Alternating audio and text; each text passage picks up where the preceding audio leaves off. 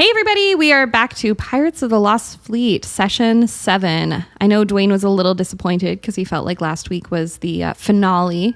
Well, it's the crescendo. I mean, it's all downhill from here. Magnum opus. Magnum opus, yeah. What else do we need to do? I love that we all tiptoed around climax. Oh. Anyway. Wow.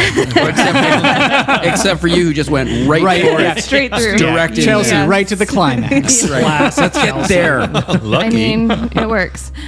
With me tonight, we have Gavin. Take it away. Hey, this is Gavin playing Morrow Furtide, the captain of the Scurvy Lady. Well, this is Dwayne. I play Sue Shechef. Hi, this is Russ, and I'm Darvin.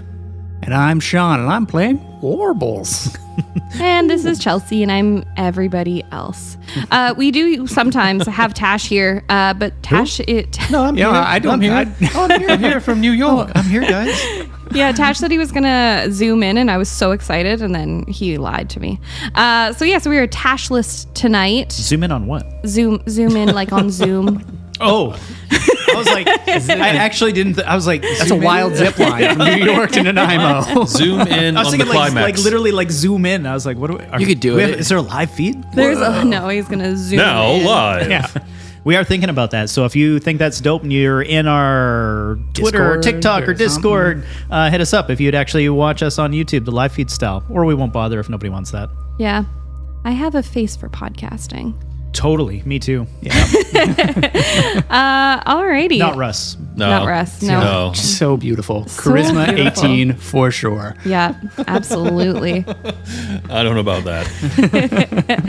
I think I'm handing it over to Sean. Yeah, we are going to give a quick shout out to those that support this show. And the first one of the evening is Sticker Machine. Do you have a logo, a doodle, a picture of your cat dressed as a wizard? Turn it into a sticker. Upload it to stickermachine.com and boom. .co. Oh, .co. Every time. Yeah. I need glasses. Oh, wait, I'm wearing them. Did we mention free shipping? Yeah, that's right. We don't believe in shipping fees, just pure, unadulterated stickiness. And because we like you... Stickiness. Use code STICKY20, that's STICKY20 at checkout for 20% off. Sticker Machine, slap some personality on it. Woo! Nice. And thanks, Sticker Machine. They made some great stickers for us. Yeah. They totally did. Yeah, it's great. I love it. I just went through the car wash and they survived the car wash. At the car wash, Yeah. Take it away, Gavin. Nope, that was it. Cool. Morrow doesn't sing. One of the things I do recognize is like the level of inappropriateness of some of the things that come out of our mouth. And like, I don't know, maybe this is not the right time for this, but my kid, he's like graduating soon. And like, I'm wondering if you guys want to buy raffle tickets at any point in time.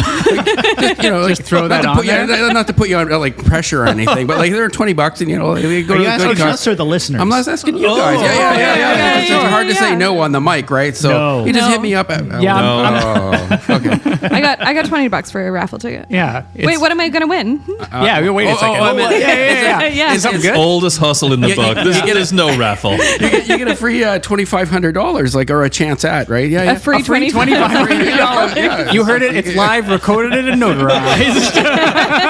Sweet. Yeah. So yeah. Well, if you live in Fantastic. Nanaimo and you need a raffle ticket, I'm looking at you, Potato. Come talk to Dwayne. First potato call out of the session. Ooh, but not the last. All right, Gavin, take it away genuinely on music. And then we'll jump that in. music. Okay, yes. We shall. Let me take it away. Take it away. Immediately. Away.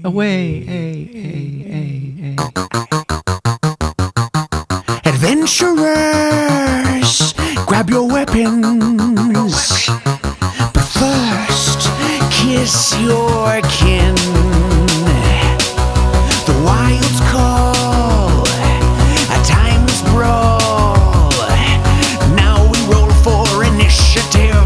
Good and evil fighting for the win.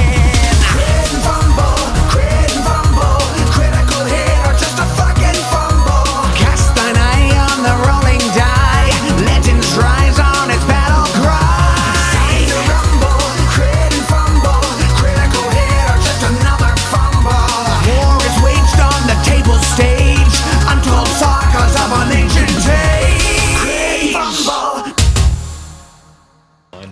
right. We're over the line always. Oh, way over the line. Way over. There's a line. What did you roll, Dwayne? I don't know. Well, I can't even see. I don't have my glasses on. They're on your head. On top of your You got it, Grandpa. Oh, yeah. No joke. My mother-in-law, she doesn't listen to this podcast, but it's a Thank similar God. situation. Yeah, thank God. Watch she starts. We went over to her house the one time talking about people's glasses on their head, and she's like, I can't find my glasses. She legitimately, I'm not kidding, had 3 pairs of glasses on her head. She had one on the end and 2 on the back. She's like, I can't find my glasses. She kept picking them up, reading them, and putting them up like this. She's got a big head of hair. Hilarious. My wife and I, her daughter, were just dying. Just 8 eyes over I was here. like, Kat, it's time to just put the glasses down. I'm going to check you in somewhere. 3 glasses is too much. 1, maybe 2, 3. So I still got room. I'm not over the line yet. No, Not you're- yet. Yeah, over the you line. got 2 more pairs, and then we're putting One you more, away. one more. 3rd is the line. But even then, we're just going to move you from upstairs in Gavin's office to downstairs. Yeah. Like that's. All right. Yeah, we still need you here to bring snacks in. Cool. Thanks for snacks, Dwayne. Thanks for snacks, Dwayne. Thanks, Snack Captain. Thank you. The snack sponsor. Yeah, snack captain. Yeah. Snack Master. Ooh. Oh, Snack Master. I like that one. All right. When last we left off, you had rescued Eldric. Won't do an Eldric shout out. You had last rescued Eldric. Eldric had died. You had brought him back through a mixture of heartfelt sentiment, alcohol, and sushi, and blood magic. right. Yeah, And a mop. and a mop. Yeah. Integral to the whole thing. And Yes. rum. Did you say rum? Yeah, rum. Yes, alcohol. Okay. Yeah. Oh, okay. Darvin had found that his swab Thal had been looking for him, and also that she was, in fact, the reason the ship was going a little bit quicker some days and also not moving others. And Sue was challenged by the Iron Ladle, a pirate captain of some renown who had been apparently hunting him down. You arrived in Sargasso, where you battled for superiority of the cooking world. Whatever, Yeah, for yeah, sure. totally. Where you received a super cool weapon, but I'm biased on that one. You encountered Gilda and oh my goodness, I just forgot my own character. Zarek making out in an alleyway, confirming your thoughts. Thal and Archie had a beautiful date. And Warbles returned to his room to find that his concertina of old had been returned with a note I that legitimately almost cried at the end of the episode. I was like, someone loves my character. and there was a note that essentially let him know he had not been forgotten. Despite the fact that he had been adrift for 200 years. 200 years. It was established. Yeah. A little forgotten. A little forgotten. Not Yeah. little totally forgotten. Maybe not found. Yeah. Yes. Yeah. And that is where we had left off. Morrow. Yes. As evening fell and you returned to your quarters, there was a knock on the door, and Eldric was there looking a little bit sheepish with a 1-pound bag of shrooms in his hands. Classic Eldric. Classic Eldric. And he explained to you that in the last few days, he had been struggling to commune with his patron. That he was not feeling the connection, though was still able to cast magic. He asked to use the next few days as time, essentially, to attempt a communion in the way that he used to, with a whole bunch of shrooms. And if that was cool for you, he'd be shacked up in his room, fasting and high. Beautiful. He probably explained it better than I did, though. Yeah, I think Morrow would be totally fine with that. I think that is something that him and I have come to a certain agreement on. And Eldric being in the right headspace for us to be at sea is of the utmost importance to the captain. So. Totally, yeah. I think there would also have been probably a bit of fear for him. The last time he communed with his patron, Totally. he died. So Yeah. I think that probably there would be some awareness around that. And he probably would have also spoken to Lyria, who has recovered nicely from from the process the last time around.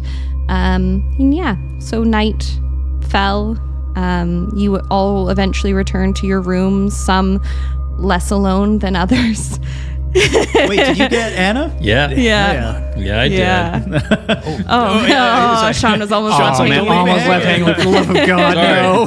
Sorry, I just almost missed a fist bump there. I would have cried at that point. Oh, no, I would have never done it on purpose. That would not be my I'm in my stubborn. character. I just leave mine there until someone notices. As I just did. yeah. It was awkward. So the sun rises and you awaken in the port of Sargasso. Any who look out would see that the ship of the Iron Ladle has now left port. And what would you like to do? Are we all like kind of gathered on the deck or anything? Your choice. We could start in people's... Did Anna stay the night? I wasn't sure if you handed her shoes or not. No, she stayed. She Nice. stayed. Yeah. Nice. Yeah. I wake her up with a cartwheel. What does that mean? That's exactly what it sounds like, I feel. It is literal. It's because helicopters haven't been invented. Oh yeah.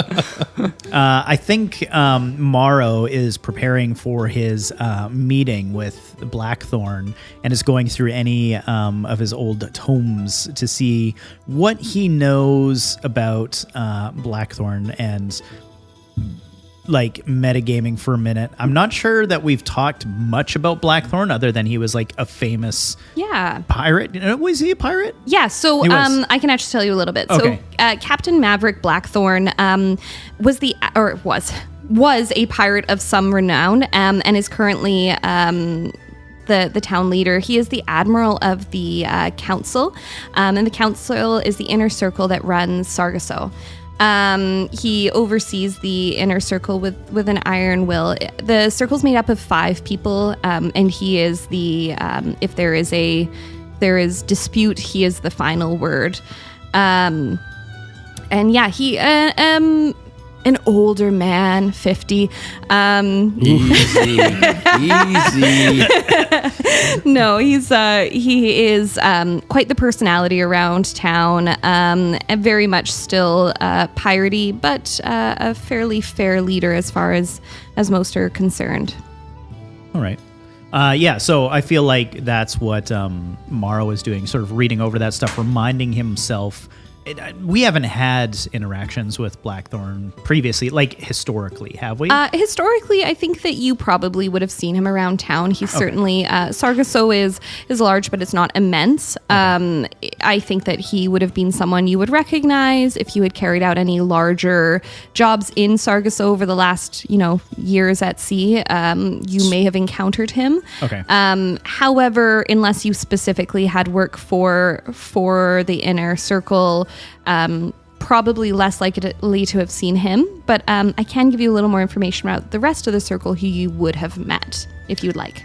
Yeah, I actually would like that. Yeah, so Eliza Vayar is would be known as the Master of Trade, though you would be more familiar with her as the Master of Smuggling, both goods and information. Very much a spy mistress.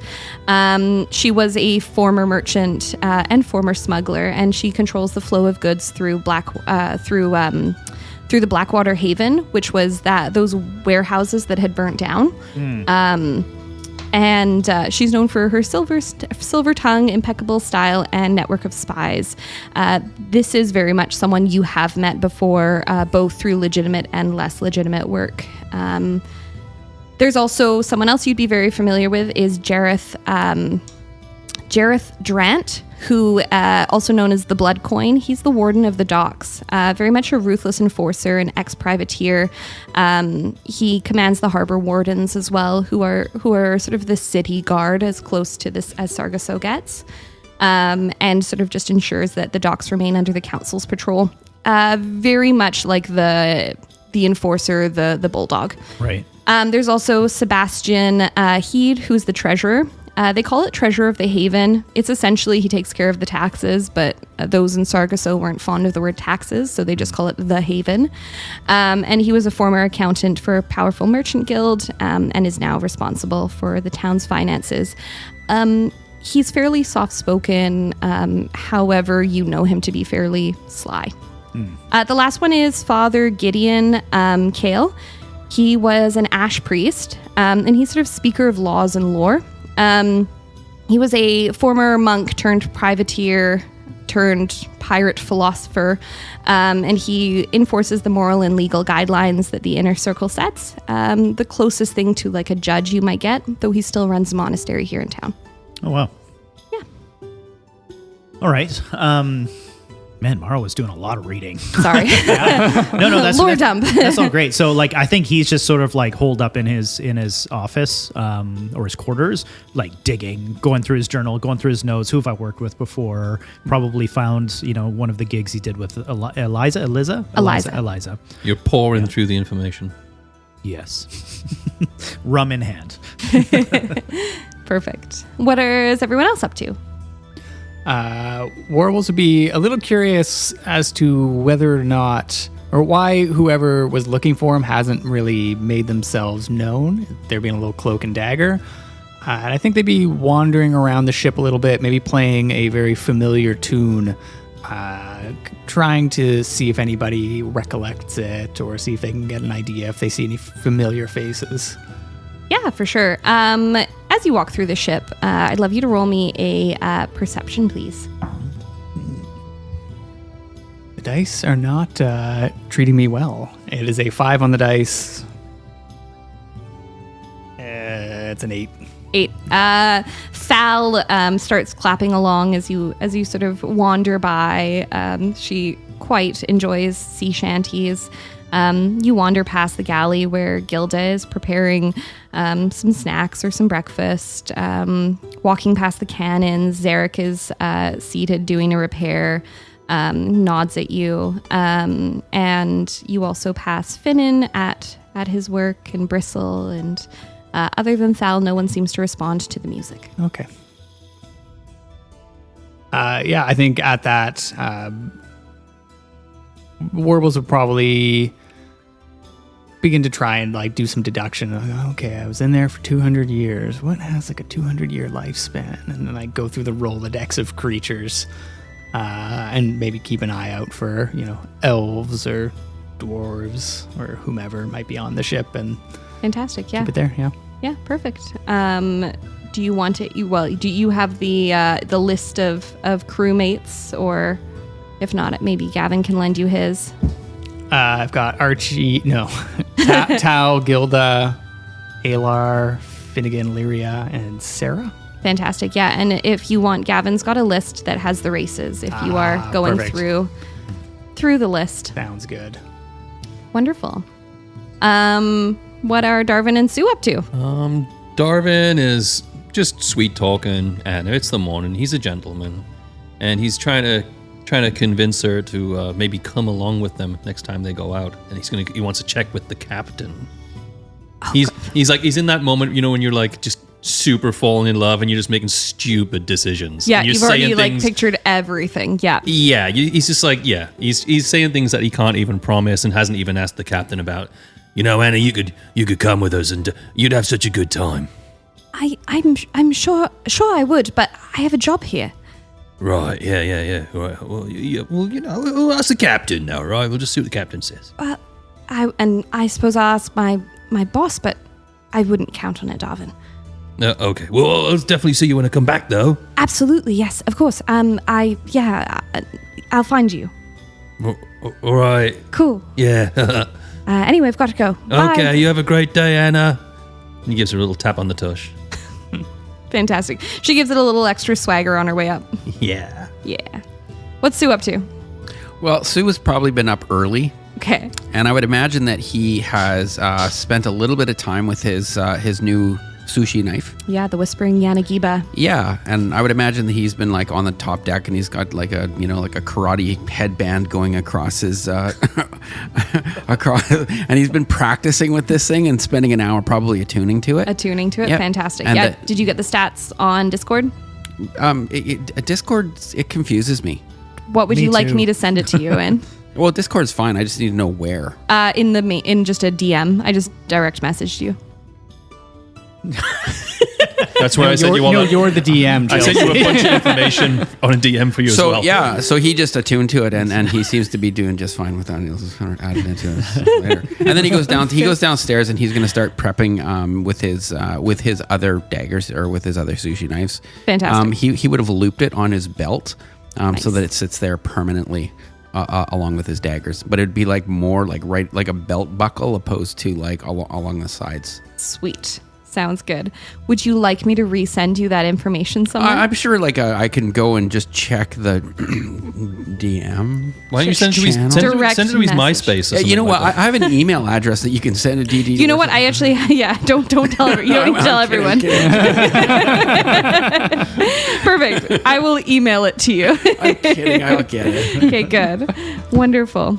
All right. So the sun has risen. People have eaten. People have checked their DMs. And what would you like to go about? I'm doing pull-ups in my room. Nice. Nice. Morrow would approach Darvin's room and knock on the door. Yeah, what is it? Darvin, it's Morrow. Can I come in? Yeah, come on in, Captain. He opens the door, pauses. He's like, that smell. I'm just gonna. Can I leave the door open? That would have been a spit take for sure. Russ is dying currently. Was it from the pull-ups, Captain? I'm sorry, I got to wash my No, pits. it's fine. Yeah, it's definitely the pull-ups, dog. What does it smell like? Sea urchins. Sometimes I use them to wipe my pits down. More like sea cucumber. Ian, let's move on. Let's do have, psychic damage on both of you. We have an opportunity to meet Blackthorn today at some point. Sounds great, Captain. Should we gather the rest of the crew and discuss our strategy? Not often that we get an audience with Blackthorn. I have a few ideas on what we should ask him, but I think it would be wise for all of us to make the best of it. You think it's safe to go up there? I do, yes. What about Archie? Have you seen him around? I haven't seen Archie yet this morning, no. He better not be on this ship, I'll tell you that. We set some pretty clear guidelines with him and Right. Thal. Not that I trust Archie all that much, but I do trust Thal. Sounds good. Right. Should we go grab Sue then? Yeah, I'll meet you on the upper decks. Yeah. Maybe I'll get Warbles, you get Sue. I'll go get Sue. And we do that. I go, Wonderful. unless you want to role play Sue, that. mate. You doing chin-ups? Yeah. With his feet on the ground. Captain wants us to go see a captain. Okay, we can do that. Double captain. Double captains. Let's go. So when we're all I'm gathered really feeling myself this morning. Yeah. Darvin's know. got a skip in his step for sure. Yeah. Once we're all on the upper deck, I'll relay the same thing, same bit of information. So, any suggestions? I have a few. Obviously, the main thing we're searching for is the heart of the tide. Right. We thought we had a lead. That's not what it was. So we're still a bit blind. My other question to him is, Blackthorn is well connected, has worked with some powerful nobles in his time. Yeah. I would think that he would have an understanding of these iron quills, if it is a family or broken family, whatever it is, adopted, we don't know. Well, I think they're working together, right? Working together, yeah, could be, but I want to know the connection between Tana and Thadia. They are of a different race, which is obviously doable over a timeline, but is she blood? Is she adopted? Are they sworn in and named changed? I don't know. Or just over the table. Are either one of them gnomes? Yes. Yep. So Tana is a gnome. Tana is a gnome. Yeah. Okay, perfect. What about, like, we need to find somebody, Captain, maybe that knows a bunch of the law in this area. Like a lawkeeper of some sort, you know? Well, Blackthorn does have his counsel. I'm Yeah. sure someone Yeah. along that would have Right. and understanding. All right. Well, I'm up for anything. What about you, Sue? Yeah, I'm good to go. Well, I assumed everybody He's was checking his DM. I'm assuming everybody was on board. It was whether you had any suggestions of something else we right, should right. bring to the Right, table. yeah, totally. No. No, sounds great, Captain. Whatever you want to do, Captain. Aye, So aye. whatever. Yeah. What else should we be doing? I mean, we won the Well, it was championship what we're gonna belt ask when it comes him. to. Yes. You're the one with the brains, Sushi chef. Captain. Right. Actually, while I got the three of you here, does anybody recognize this writing? Warbles will pull out the note that was handwritten. Does anybody recognize this script? That at all? actually looks quite familiar. Actually, to be honest with you. Yeah. Roll me, would that be investigation? Those are words, yeah. Yeah. Yeah, or history. I I see. guess. History. that, Roll yeah. me a history, please. I mean, history. Is that Mine's everybody? with disadvantage because I can't read. Oh yeah. But you might know the flow and like styling. A nat 20 is what Darvin's gonna need. I rolled Okay. a nat 20. A 1 and a 4, which is pretty fitting. It says, I don't know. Sorry. What's the? So I've got 18 on the dice, and what am I doing? What am I? History. History.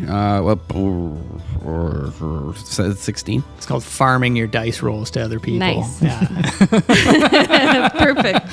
You both recognize this writing. Darwin does not. It's right. Yeah. Is it in a certain language? It is in common. Oof. Yeah. You recognize this to be. You recognize this to be Zarek's writing. Xerix. Zarek's writing. Oh. Zarek, the drow. That's definitely scribbled by Zarek. You've met him before. You've been introduced to the team or the members of the ship. I did the rounds. There actually has but- not been a formal introduction with Zarek. Yeah, I met Tal, and I think that was about it. We were trying to get some information, so Zarek can be a little secluded. Would you like to meet him? Especially, what was the reasoning behind the paperwork you have there? apparently he knew me on the ship, or might know somebody who knew me. I'll be honest, Captain. He said he was looking for me. Interesting. Oh, bloody hell. You don't want that guy looking for you. Well, unless you owe him something, I suppose. I don't believe so. You'd be But, all right. I can take care of myself. But definitely an introduction would be helpful. Well, by all means, below decks, I'm sure, is where he is. Well, we can head to his quarters if you like. All right, yeah, if there's a timeline for this mission, I don't want to impede on the crew at all. But Do you know sign language or thieves' cant? He can be a little quiet. no, I don't. I'm welcome to come, or I'm happy to come and translate for you. Fantastic. That would be just. It would mean a lot to me, Captain. Let's go find him, and we head below deck and Wonderful. talk to Zarek. Yeah. So you do find Zarek, and I am just pulling something up. But yeah, you do find Zarek exactly where you had passed him earlier on. He's near the cannons, and you do recall that there had been a little bit of a discussion, a quick overview of the roles that people take upon the ship, and that Zarek is the gunmaster. I would love you, Warbles, to roll me. Actually, what do you all do as you are you all approaching? Just the two of you? I've gone to look for Thal. Sounds good. Yeah, you'll find Thal up on the deck. I would just go down with them just to watch Zarek's expression change. Okay. Roll me right out the gate. Roll me a insight. 15. 15.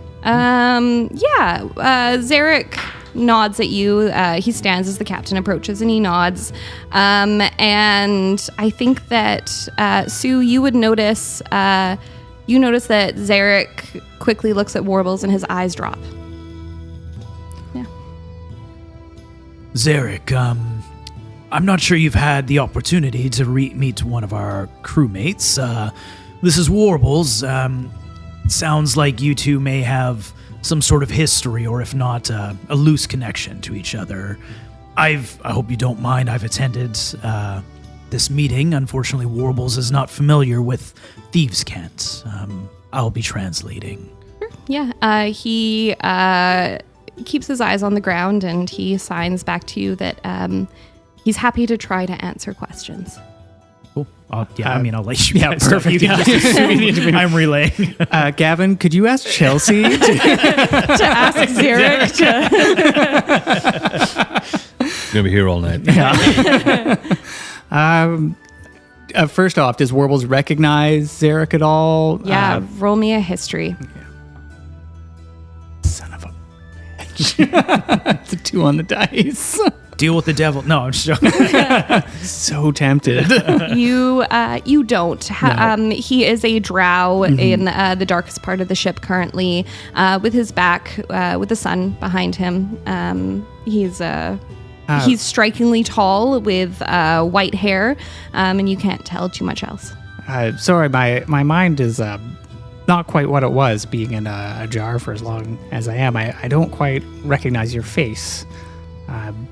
But I'm Warbles, as I suspect you might know.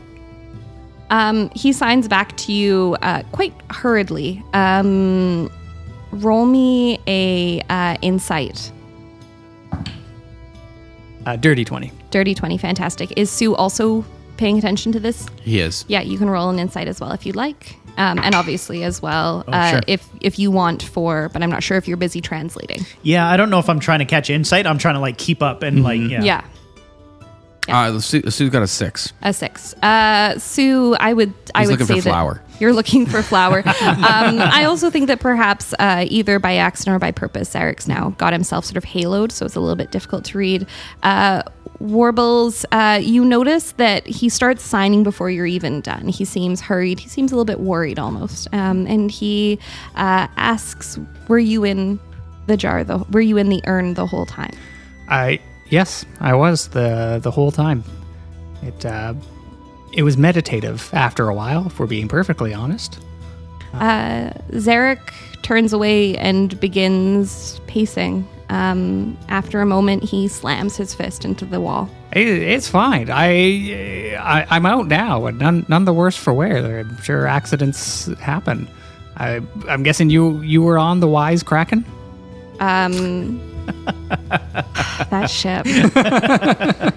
He stays with his back turned to you before nodding that he was on the Wise Kraken.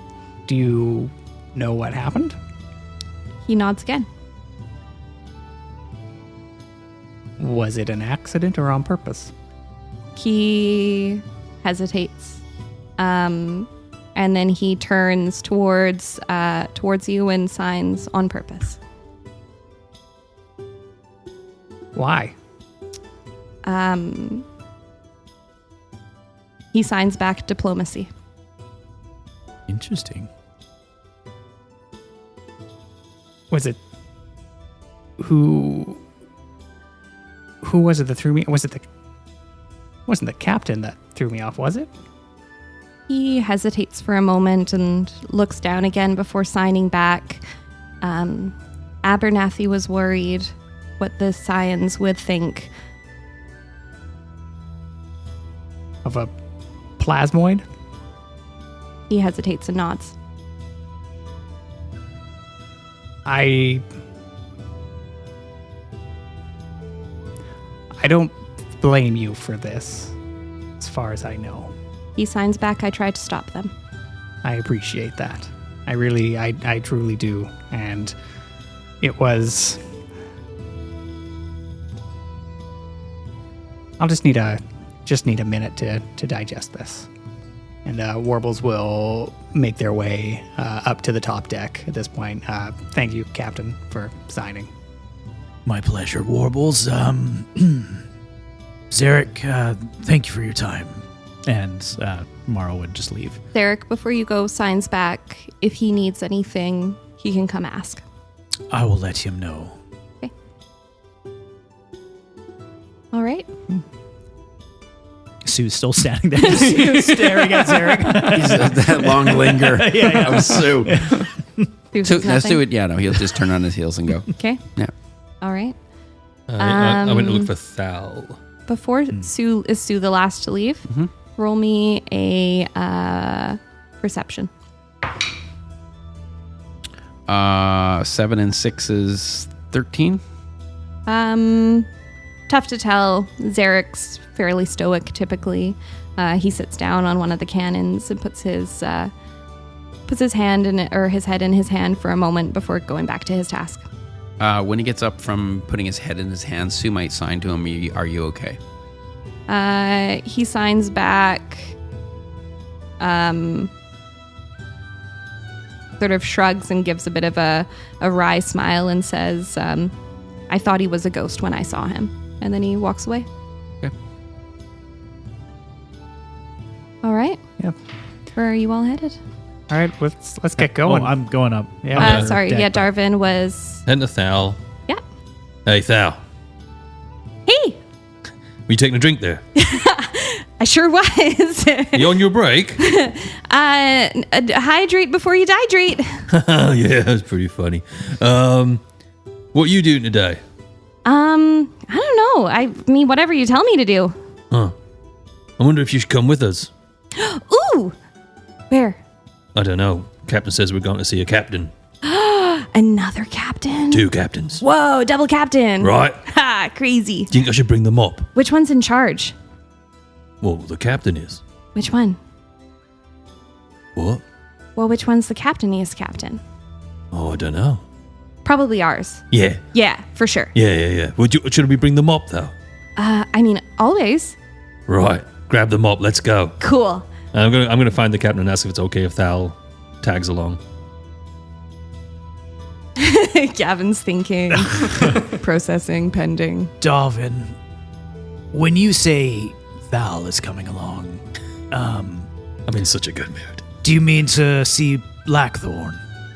Yeah, what I was thinking, Captain, is with her and Archie being a little well connected now, we might be able to leverage a little bit of that sweetness, you know? I am unaware of the connection with Blackthorn and Archie, other than he's a bit of a task rabbit for him, but maybe there is some leverage there, so it's not a bad idea. Anything we can use that, well, not that I want to use Thal, you know what I mean. No, I know what you mean, Captain. I just thought maybe it would be good for her to get off the ship, and yeah, if we come across Archie, well, it's a little easier to communicate with the lad in it. I agree, and it would be nice to involve her a little more than her typical ship duties. She has she's making benefited this. us quite a bit. Yeah, she's making the ship move, Captain. She is. Is this something she wants to do? Oh yeah, she was really happy. Yeah. All right. As you ask this, you hear like a war cry from on the top deck, followed by what sounds like the clattering of a mop. Oh, you got the mop. Careful, don't cut yourself. It's all good, just a splinter. Okay. All I ask is that you keep an eye on her. I don't want to have to be keeping dibs on Thal while we're in this discussion with Blackthorn. No problem. Thal, get up with my shoulders. Oh, cool! Wonderful. She clambers up. Like We're little basically a sitcom at this point. Oh, sweet. We need a theme song. Yeah. Cool. Yeah, I guess we would head up towards Blackthorn. I'd imagine it's not like early morning. I'm hoping anyway. We've like spent a bit of time on the ship. We talked to Zarek. Like maybe it's late morning at least. You know. Yeah. I'd say probably late morning. Before we go, how's Warbles doing? Warbles is a little despondent, probably a little less chipper than perhaps they've been previously, but definitely in their own head, and just sort of following the rest of the group, waiting to get off the ship. Okay. Yeah. Sounds good. All right. You head across the bustling docks and into Sargasso's market. Passing by, you see that most of the celebrations from the day before have been cleaned up, and those that haven't are in the process of being cleaned up. You also, as you walk by, you see the Salted Kraken is open for business, and across the way, someone is removing the sign for Nori's Nook. Removing the sign. Yep. Were we expecting that? Not that I'm aware of. Oh, okay. I was just like, I would maybe just haphazardly ask, be like, you there with the sign? Is Nori moving? I don't really know. I just put up signs. So someone asked you to take this one down. Yeah. No, I think Nori's gone for I don't know. The store changes hands all the time. I see. It's a sign, Captain. Right. Still you- Val on your shoulders. Were you wanting the sign? No, I was just curious what happened to the shop. I don't know. Maybe he just didn't make it. Maybe he found something great. But yeah, he's gone. Well, thank you. Have a good day. Yeah, take care. Captain, do you think we should go in there and have a look around? Well, let's talk to Blackthorn first. I don't want to interrupt him or whatever's going on there. It's probably nothing. All right. Yeah, you continue through the town and up into the nicer part of town and head towards Blackthorn's manor, which is as sort of described before. It's very nautical. It kind of looks like parts of boats have been put together, and one of the main balcony on the second floor is like the front of a ship. So cool. And out front there are two guards. Mara would approach them. We have an audience with Blackthorn today. Captain Morrow Furtide at your service. And he bows. Yeah. And sushi chef. Yes, and the rest of my crew. And Some of them, Warbles. anyway. I'm Darvin, and this is Thal. Hi. Keep it down, Thal. Sorry. Right in my bloody ear. She puts her hands over your ear and goes, "Hi." Best decision so far. Morrow's tail's like he- whipping, like a cat, like that twitchy, like. He nods at you. His eyes light up when he sees Sue. Clearly, he had been paying attention the day before. And he casts what you recognize to be message, though he doesn't respond to you. After a moment, he nods and opens the door, or the gate, rather. Yeah, I'd head in. Wonderful. Yeah, you walk up, and as you walk up, you're better able to see the grounds on the lead up to the home. It's not huge, but there are, in fact, there are all sorts of sort of like, like when people just make flower pots out of like watering cans and stuff, except all nautical themed. So there's anchors everywhere and helms with like plants growing off them. Compasses everywhere. So like there's a path that's just stepping compasses instead of stepping stones. And as you approach the door opens and a servant ushers you in. As you enter, the home is very similar from the outside. All wood plank and a huge double staircase, and from the right you can hear voices, and the servant nods to you and she ushers you through and says, "Oh, they're just in there." Thank you. Shall we let ourselves in? Oh yeah, that's fine. They're expecting you. Yeah, I'd head in. Fantastic.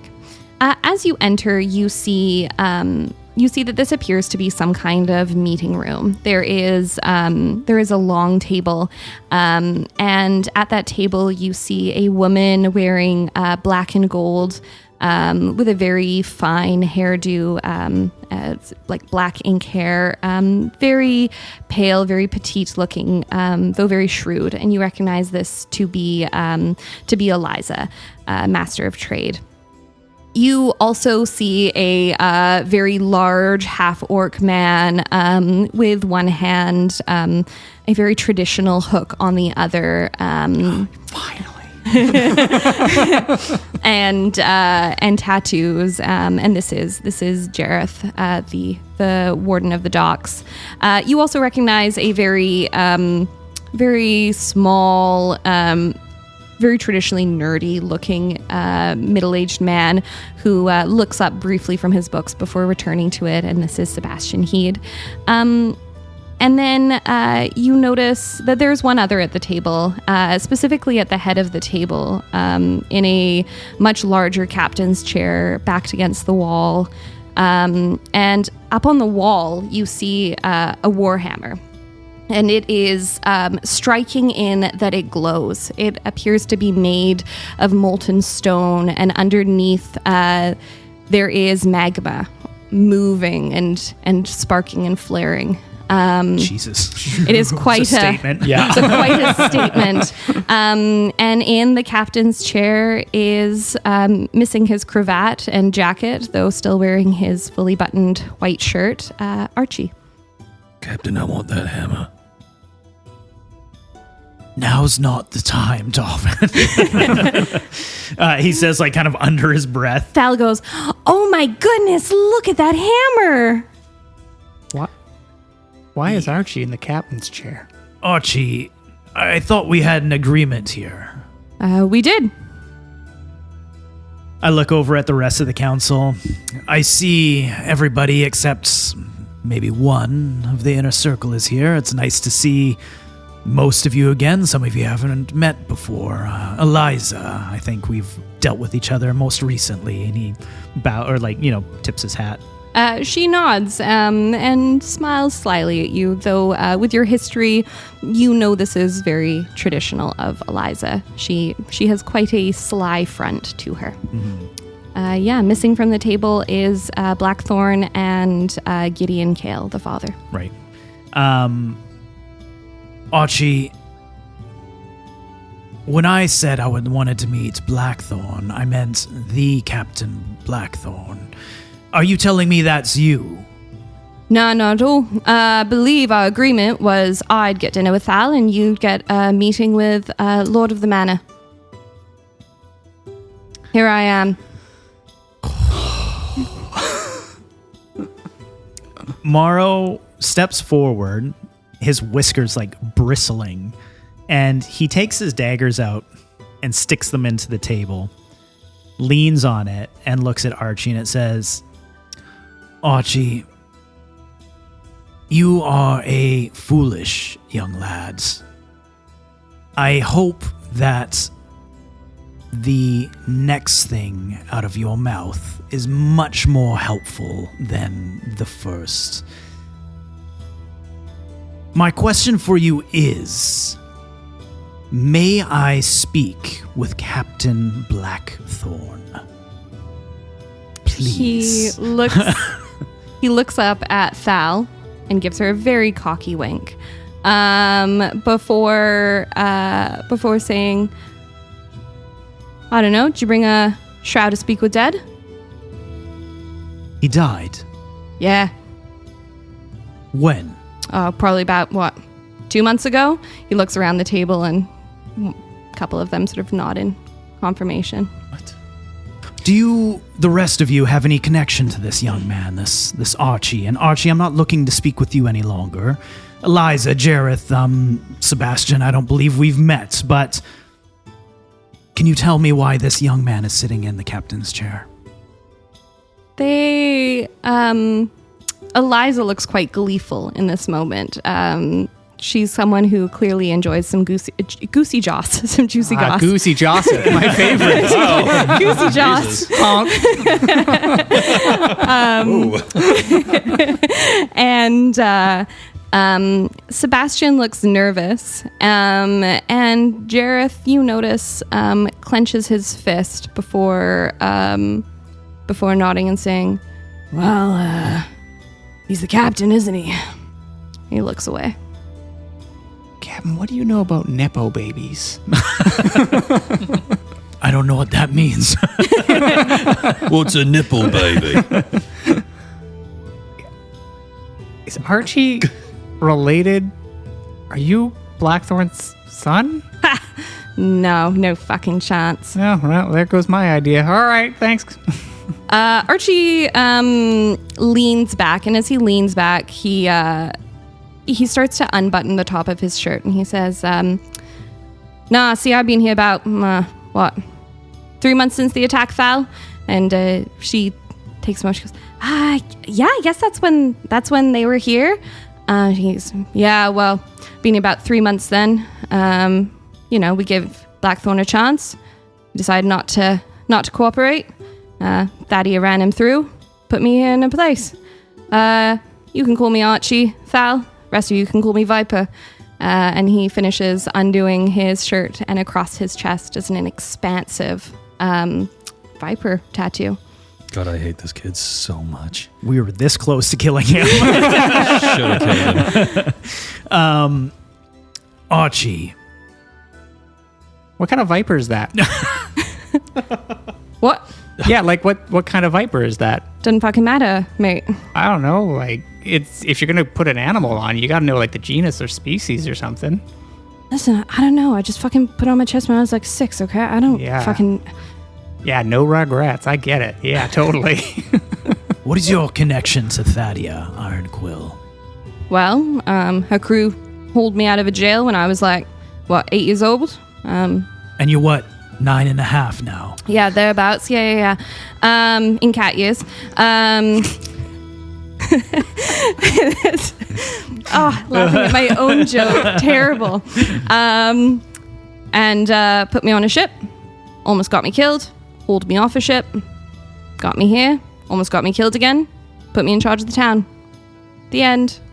In charge of the town? Well, I mean, sort of. Holding Blackthorn's spot. I've put Thal down at this point. She's on the ground right now. Holding her mob. Holden. Can I get a sense of whether the rest of the council is pleased with this scenario or not? Roll me an insight. And as you do, anyone else can roll me a perception. Insight, 12. 12. Insight, 12. Sebastian has his nose in the book. Eliza looks maliciously gleeful, and Jareth looks some kind of mix of uninterested and annoyed. All of which, from your knowledge, seem about right for them. That's about the same. As I got a 12 on perception. 12 on perception? An 18. 18. Natty 1. Sue's just playing with his sword. Or the knife. He found food over here. Yeah. Yes. Oh man, cut this cheese so good. He's just there cutting the cheese. The finesse on this new knife. Sue misses the newcomer walk right past him and picking up a bottle of wine. Warbles notices a goblin walking in. He's dressed in black trousers, a white shirt, a black vest, and he's carrying a brew now. And he starts heading over to the table. Is this Gideon? Hi, are you Gideon? What? No. Oh, you mean the monk? No, that's me. I mean the other monk. There's another monk? Gideon Kale? Is he a plasmoid as well? No, he's dead. Oh, wow, there's a lot of death going around here. Yeah, crazy, eh? Totally. I'm Warbles. What's your name? Archie, what's my name today? And Archie just looks over and goes, whatever you fucking want it to be. He goes, you can call me Cricket. Cricket and Viper. Wow. This is quite the room. What type of cricket are you?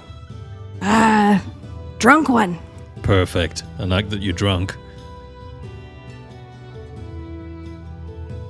Cricket, we recently were on a bit of a adventure behind the town. Found quite a bit of writing in your hands, signed by you. A fellow named Maximus? An old friend of yours. Roll me a insight. Oh, fuck. 5. If he's got a room full of bozos who were there, can that give him advantage? Anyone else paying attention to that? Mostly thinking Sue. Yes, when Sue was when he heard Maximus, he put the death blow on that guy, right? So Yeah. so he would have perked up a little bit and because he would have known he would have read a couple of the Yeah. the scribes with Cricket's name on it and with Harry's name on it. Yeah. So we'll go ahead and roll then. What are we doing? Perception? Yeah. So 17. 17. Morrow, you don't notice anything. Your whiskers are twitching, your tail's twitching, your ears are twitching. Imagining a dagger going through Archie's neck slowly. Yep.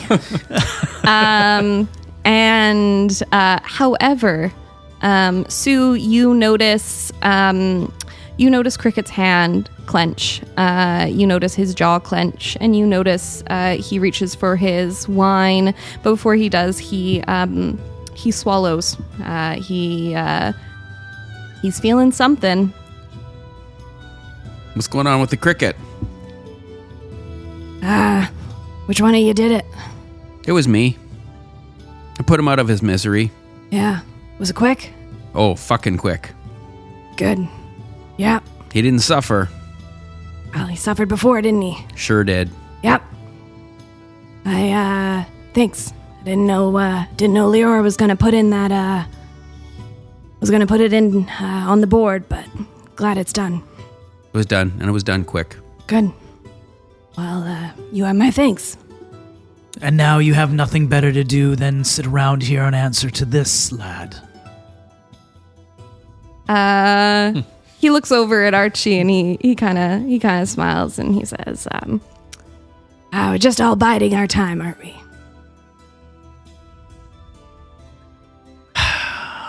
What do the rest of you know about the Heart of the Tide? Sebastian pulls out another book, and for a moment you're hopeful, and then you notice it's just numbers. Jareth looks up a little bit interestedly, but it is Eliza who perks up the most and goes, "Oh, good. Well, the Heart of the Tides. I can tell you that we've been receiving some intriguing news about a change in the maps. We think we might have found something worth investigating." And then she looks at Archie, who gives her a nod, and she starts unrolling some maps. And she turns them towards you. And Sean, if I could get you to move the coiled cord closest to you. Yeah, that one. Just move it all the way back. Thanks. And she shows you a couple of maps. And one of the maps she shows you shows an island to the very north. And it has a small island just off of it, sort of in a half C shape, a little lower, right there. And then she shows you another map. And now there are two slightly C-shaped islands. And then she shows you another one, and there are 3, and now there are 4, almost like rips, almost like ripples have been created. And she says, "Now, what's really interesting is that each of these maps were done in surveys about 10 years apart. So in about 50 years, tons of change on these islands, but only here. Awfully interesting. Something's moving the tides. Something's moving the islands or the water." Where did you source these maps from? My people. And you consider them trustworthy, yes? Enough for yourselves to go on such an adventure to an area marked on these maps? For myself, never. For you, absolutely. Can I get an insight check on that? Absolutely. +2, 5, for fuck's sakes. Morrow is pissed at Archie. She is very happy for you to go on this adventure. I bet. You can feel the heat coming off of my body. Oh, I bet. Yeah. Between the two of us, we're just like, yeah. And the... Eliza, thank you. I've always found you quite helpful. An interesting discovery, and perhaps the group of you, especially our friend Cricket here, considering his potential connection with the crew, and Viper. Sorry. I didn't fucking choose it, right? And he like closes his shirt. Yeah, no worries, Viper. What an idiot. All right, sit down, toddler. Boys are talking. I meant men. Well, you got him there, Captain. Yeah. Nice. Gonna edit that out in my post edit. It'll be like a weird voice that goes, man. Like super deep. Men. That wasn't deep. But what they hear after is going to be amazing. It'll be super awesome. so good. Now I'm blushing and I'm hot. Get that bridle on. Don't worry, I'll do the voiceover for you, Gavin. What do you know about the Iron Quill family? It would seem that there's a connection with the Corona of the Archives. Tana signs her paperwork with Iron Quill. Unlikely a coincidence. Are you aware of a family connection there, or a renaming, an adoption? Who were you asking? You're just asking the table? I'm asking the table, yeah. Well, it's her fucking mum, isn't it? Tana is Thadia's mother. Yeah. She was... Young looking, right? No, it doesn't matter. Small. Little short. You'd think she would have brought that up in part of the conversation. Or in her genetics. Should we have come across Thadia, there was a likely chance we would have put the sword to her. I mean, you could try. Oh boy. Darvin at the ready. No problem, Captain. Is there a table in front of him? There is. I grab the table and I flip it. I would love to know which way you flip it. It is a large table. Like the table we have, probably about twice as long. And You scooch it. Not yet, Darvin. and you have people at all four sides. Yeah. I just I grab it, like cross my arm over, grab it, and I pull it outward like this. I'm gonna flip it Like down. sort of towards and back. Sideways. Like so, it flips on its axis this way, like if it was our table. Okay. So towards, now are you going to send it towards Sebastian and Jareth, or are you going to Yes. send it towards, yeah, okay. Roll me a strength. Can I assist him? I would love you to roll me first a perception. 23.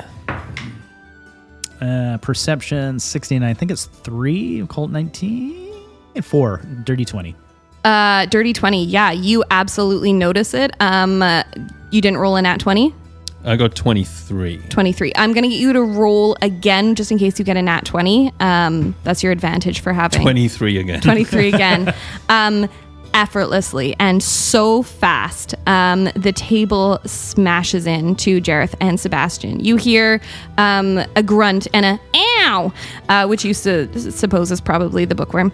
And Eliza very slowly moves her hands sort of across her chest and looks quite gleeful. Captain, Archie doesn't move. look. So fucking around. Not really sure what you were looking for, though. What'd you want? We're answering your fucking questions, aren't we, mate? You're fucking holding something back. I know you are. What do you want us to... We've been fucking telling you everything. Who's Tana? Thadia's mum. Yeah, then he trails off. What? Just fucking say it. She's little. She's not. And why didn't she mention it? Probably because she didn't want you fucking knowing it's her daughter, do you? You keeping Blackthorn's death from us. What is your reasoning behind that? Don't know who you're loyal to. Didn't really want you knowing who we were. Who you are. Yeah, part of Thadia's crew. I'm already walking towards him. Fantastic. I wouldn't consider you part of Thadia's crew. Sounds like more of a inconvenience on her ship that was ejected. Wait. Oh, no, Darvin, I really don't think this is a good idea. And Thal has edged in front of you, and she's got her little broom in front. It's a mob. Mom, sorry. You look down and realize she actually has forgotten the mop and has brought a broom with her. Even better. Oh my god, it changed again. Isn't that crazy? You should probably take it outside for, I don't know, some deep breaths.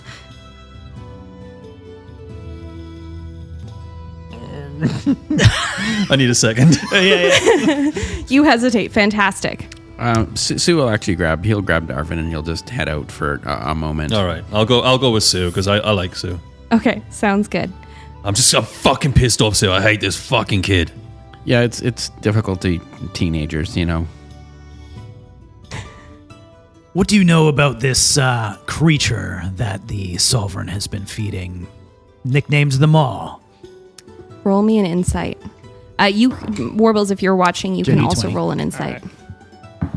Dirty 20. Dirty 16 20. again. Yeah. Natural 20. Natural 20. You both notice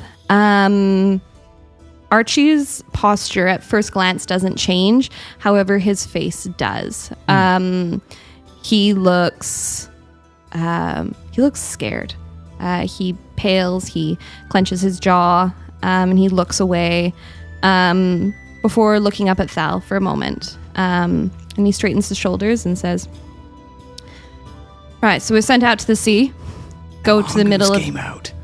What's that? And a mongoose came out of it, I bet. That's why he's so scared, Piper. Fucking hell. Sorry, continue.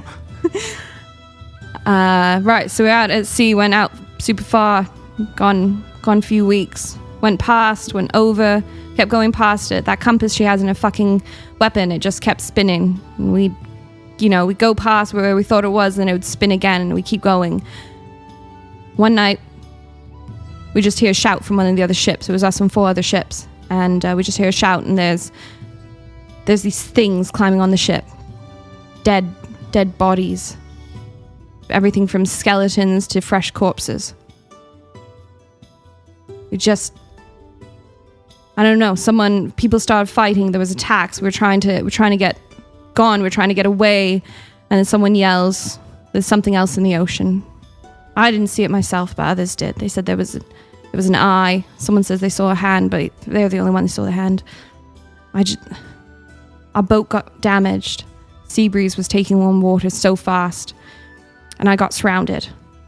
And then I had this friend, Rav. She's a good lady. Told me what to do with my anger. Told me what to do, how to be productive with it. Anyway, she got to safety, but she came back for me. We were surrounded and we weren't going to make it, and she threw me on the other ship, threw me a warhammer, and he nods to the warhammer above him. And then she called down a fucking fireball on her location. Bought us time, but she died. You're telling me that you can pick that warhammer up? Yeah, you want to fucking see it? No. I kind of do, actually. That'd be quite a sight. I don't want to embarrass him any further. Sure, It's fair fine. enough. He's already got the Viper on his chest. Let's let the lad. Listen, I get it. The Viper's not great. I was 6. 8 when I chose the name. It wasn't... Anyway. So you're telling me you were looking for the maw? Well, not really. We were looking to see what... So that compass that Thadia has. Cricket pipes up and says... Fatty. So that compass that Fatty has, we just wanted to see where it went, I guess. I don't know. It was better than nothing, wasn't it? And it took you to the maw? And it took us to this fucking moor. Does she still have it? The moor? No, you idiot. Oh, the compass. Yes. Still got the compass. Why would I ask if she has something the size of the ocean in her possession? I don't know. You ask all sorts of stupid questions, don't you? That's true. I do. Yeah, You gotta ask stupid questions in order That's to how get you places. get it. Yeah, That's how there's you get no answers. such thing You as don't a have to. stupid question. You don't have to feel Absolutely bad about fucking being is. wrong about something. That's how you make progress in life. Jesus. Well, yeah, it says the guy keeps giving me shit about my tattoo I got when I was 6. Yeah, well, that wasn't a dumb question. That was a dumb action. That's different. Wow. Anyway. Couldn't have said it better myself. It would seem that it's in our best interest, should you know what the maw is, and you clearly do, that this Heart of the Tide is found. That is the last thing that we've been asked to locate.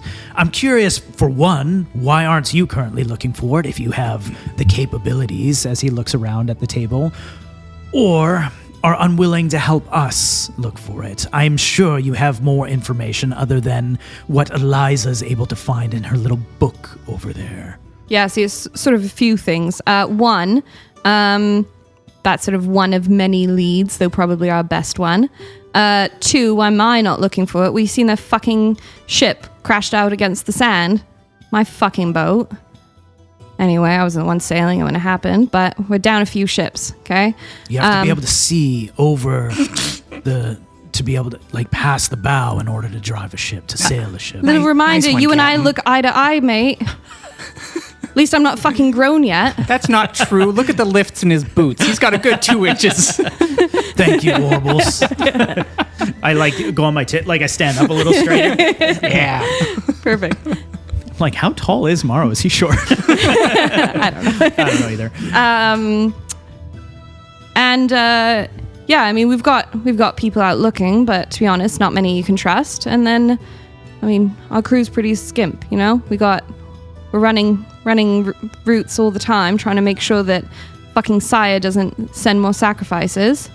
Trying to drag the drowned out. Your friend, or your blue friend's not helping any with all his fucking storms. Giving more fucking bodies to that thing. Eldric. Yeah. Fucking drowned three blokes a few weeks back when he was here. Well, I'm sorry it was someone you knew. It wasn't someone I fucking knew. Someone who didn't deserve to die because he felt like, oh, I'll start a fucking storm. Eldric has his reasons, and I'm not willing to question those. Oh, sure. Anyways, moving on. The heart of the tide. Should we pursue this, if you were to pursue it yourself, Yeah, what was the very next location you would test? Would you go north to these islands? probably, yeah. Can I get an insight check on that? Yeah, do it. Yeah, I'll just leave it. 16 again. So, Dirty 20. Yeah, he doesn't even hesitate. Yeah, that's where I go. Great.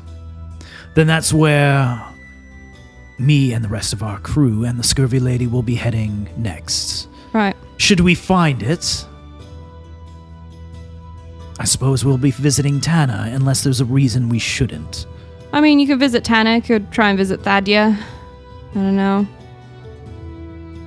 I feel like I would like to speak with her mother first. Yeah, you sort of give that vibe. Yeah, I do. And Morrow just turns around, sticks it or grabs his daggers out of the sideways table, and sticks them in his pocket. Grabs one of the little bits of cheese that Sue had so nicely sliced, eats it, and walks out. Fantastic. Warbles, any party shots? Warbles. Grab that Warhammer. Do it for Darwin. Oh, we're going back for it. Yeah, that's for when we're full strength. I think Warbles is gonna like mirror what the captain does as well. So he's just like grab some cheese. I'm like, yeah, we back for that hammer. Fantastic. Oh wow, we told him we're going to be for him. Okay. Morrow's like, you're not supposed to tell him. I'm really rusty at this. It's been a couple of years. And then we go out to meet Sue. Archie looks up at the hammer and or Viper looks up at the hammer and I think just before leaving, Warbles go like, roll me a perception. Roll me a vampire check. it's a 2 on the dice. You're so busy being like, yeah, I fucking showed him. Yeah, amazing. Stupid 6-year-old. Cool. All right, what's the plan? I come out to meet these I'm guys. outside and I'm trying to chop down one of the trees in the courtyard. With your bare hands. No, I've got my axes with me. Fantastic. I will go ahead and say you succeed. Yeah, I find the nicest looking tree and I'm just taking out some frustration. I just chop it down. Fantastic. Roll me what's Sue doing? Well, he's going to collect the cherries that are coming off of it. Fantastic. Both of you can roll me a perception.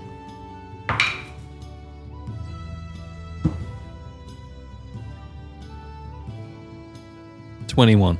21? 22. Sorry. 22. As Darwin is kind of circling the tree, hacking and slashing, you both notice a soft piece of ground around the tree. You sort of take a step back and you step on another soft piece of ground. You notice it's soft here? I think the graves, mate. Oh. I just start axing into them. Into the ground? No. Yeah, That'd be weird. I was like, whoa. That's too dark even for me. Yeah. Okay. No, I just wanted to get my frustration out, and Sue was just keeping an eye on me, so I didn't go back in there, I'd imagine. Fantastic. Cool. What are you all up to? Sorry, were you taking a drink? No. It's going to wash that cheese down. I assume he had. Well, I think if I can translate, I've been working on my sign language with the captain, so we're. I think we're planning on shipping out north to look at that mystery island. Seems to be the best lead currently. I think if we give it to, I'm just looking over my cat. Yeah, it's okay. Pull out the list. Yeah, no, it's good. Wow, my that's really good Rolodex. portraits that you got of them, Captain. Thank you, not thou. Oh, yeah, there. No, not They're two Pilar. wood carvings. Sarah, spitting. Sarah. We can give the coordinates to Sarah. She'll be able to plot our course. But what do the group of you think about speaking with the real Blackthorn? Is that of use to us? I do feel like Archie was truthful. I stick my hands over Thal's ears and go, I think we should fucking kill this kid. Oh, Archie's going to die without question. No, or sorry. at the very least. Over whose ears? Thal's. Do you? Yeah. Yeah? I'm just wondering, like, so she can't hear what we just said to each other. Totally. Where is she? I guess she was right next to me. No? No. What? Where's Thal? When she was in the room, she would have followed us out, no? I don't know. Did anyone take her with them? No, I assumed she would follow us.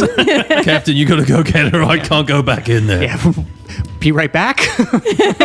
Sue would go back in with Warbles. Yeah, absolutely. Fantastic. You approach and the door is closed now. Is there a 1-inch gap? There absolutely is. Whoop. Fantastic. Hold my concertina. You ooze into the foyer. Is there a lock on the other side that Warbles can, like a latch? Absolutely. Yep. Open the door. Fantastic. Susan. Yeah. So you both head back to the room.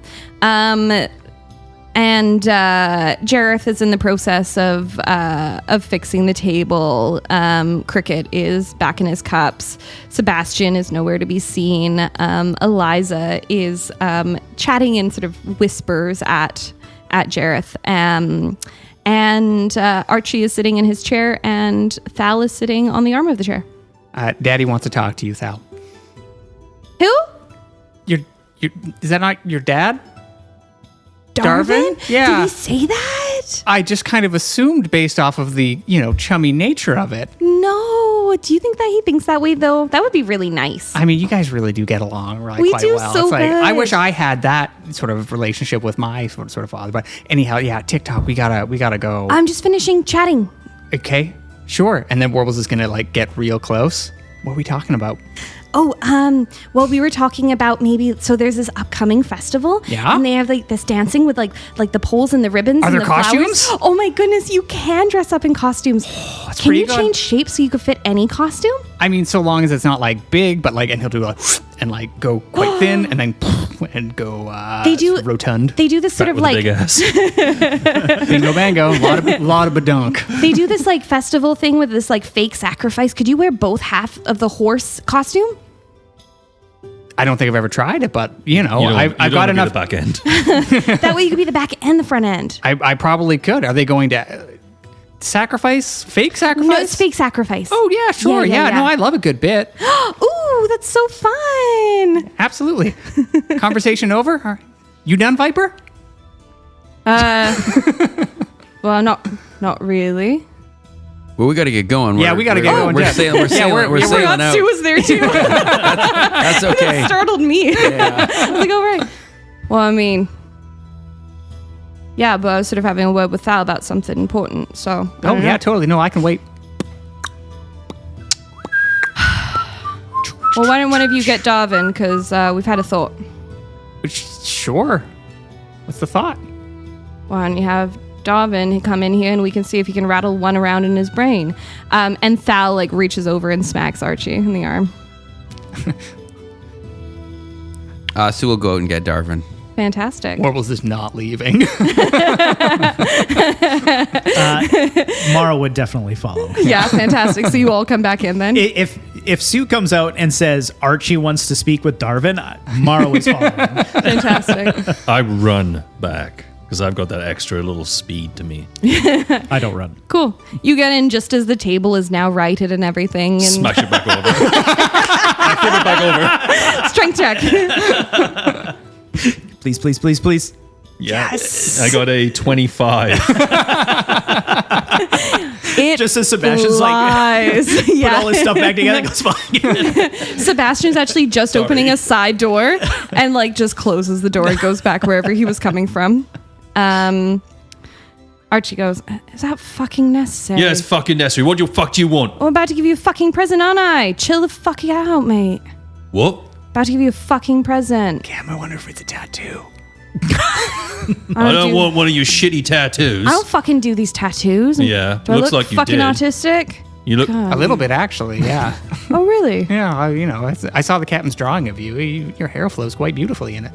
Captain did a drawing of me. Well, he has a whole manifest. Oh. No, I don't. Yeah, the captain really loves you. Pussycat, you're a bit sweet on me. How charmed.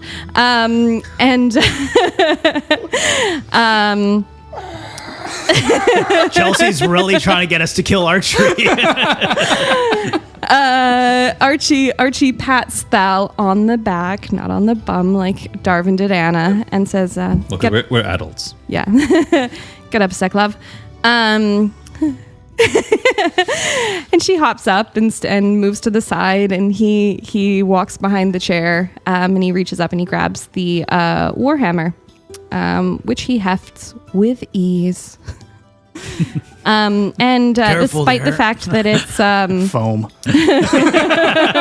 despite the fact that it is appears to be like radiating heat and filled with magma, he wanders over and he sort of drops it, sort of like the heavy part down, and says, trying to convince Thal to stay, not to stay specifically with me, but trying to convince her to stay because I don't think where you're going safe. However, she's insistent that she go. And if she's going, well, maybe you need something to help take care of our girl. And he roll me an insight, anyone who's paying attention, which I imagine you all are. 21. 19. Or no, 18. 2. I'm just raging almost. I'm almost at the point of rage. Yeah. 18. 18. He looks a little sheepish. He looks a little uncomfortable. He looks a little bit like he doesn't really know how to give a gift. But he seems sincere. He's offering the hammer to me? It's sort of like a loan. You use it, and then one day it comes back to me when it's time. But yeah, it belonged to someone important, and I don't think it's serving me anymore, to be honest. Anyway, she was teaching me what to do with my anger, and I think I've been using it wrong. So, anyway, you could take it, borrow it for a bit, bring it back when you're done. When all this shite's over and Thal's safe again or whatever. I grab it. Is this an item that I'd have to attune to? This is an item you would have to attune to, yeah. Can I, as I'm picking it up, can I just look at it to see if I can decipher anything from it at all? Yeah, fantastic. Roll me an Arcana. Luckily, my Arcana is so good. I bet. Oh, actually. My 16. It is radiating heat. However, as your hand wraps around it, Archie relinquishes it. You notice that the heat dies down. As your hand wraps around it, though, the heat sparks even hotter. It does seem to be feeding off of you a little bit. This is a powerful weapon. This is a very magical weapon. Yeah. Thanks. Oh, please don't fucking mention it. I won't. Good. And you're not getting it back. Well, we'll fucking see about that. Yes, we will. Looking forward to it. No problem. All right, everyone out my fucking house. Come on, Thal. Bye, Thal. Bye, Archie. I think Warbles will be unless anyone has otherwise, will be the last one to go, and he'll pick up the new concertina that he had bought. It's like, well, if you need something a little more constructive to do with your anger, you can try this out. And he'll hand him the new concertina. to try and maybe learn a couple songs. Try that out. Yeah, fucking think about it. Yeah, okay. Thanks, Goo Boy. Told you we'd be back for that hammer. Is it all right if I hung back, or did you want to be the last one in there? No, Okay. if you stick around, that's fine. Roll me before you start. Roll me a perception. Natural 1. Oh, wait. There's a number next to it. What the fuck? Have I been reading this as a natural 1? The 8 has fallen off. Look. Oh my goodness. That's why I roll so many natural 1s with this. You can't, at a distance, it looks like a 1. This dice has been screwing me. Oh my goodness. It's cursed. 18, it would be 21. 21, yeah. What the hell? How'd the 8 fall off? It's like the paint chipped out of That's it. wild. I've got silver paint if you want. Yes. Yeah, he's looking through Warbles at Thal, who is walking away, and he has a little bit of lip rouge on his cheek in a very similar color to what Thal wears. Lovely. The captain would wait for everybody to leave. Look at Archie. What are you playing at, lad? I don't fucking know what you mean. Really? You don't? I don't understand your question, to be honest. You're dancing around, us wanting to beat Blackthorn, making agreements to have dinner with Thal, making your dumb-witted comments, trying to get us riled up. And I'll be honest, it's working, including with Darvin, and I can see the smirk on your face. You obviously enjoy it, but I'm not sure what you knew about Blackthorn or the rest of people at sea that call themselves pirates. And he's going to draw his daggers. I'm going to be crystal clear. The only reason you're not dead right now is because of Thal. Should we come across each other's path again, and we have to do this type of conversation, it's not going to end in your favor. We are here to help with the Heart of the Tides, something that you've seen with your own eyes, and by the sounds of it, we're ready to shit yourself from fear.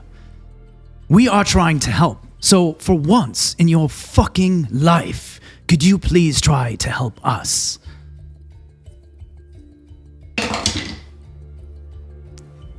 I'd like you to roll me a dex saving throw. Ooh.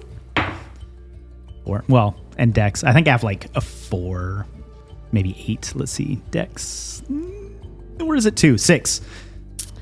In an instant, you watch Archie go from completely still to seeing him almost swell before your eyes, and a hand is wrapped around your throat, and you are jammed against the wall.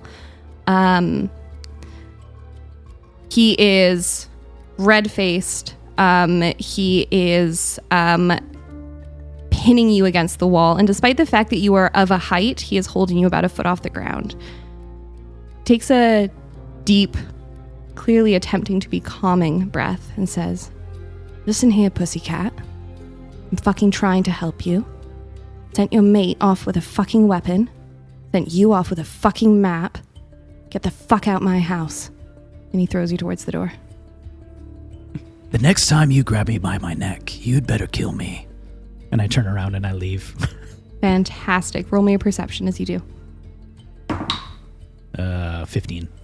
The door behind you splinters just as you walk out the front door.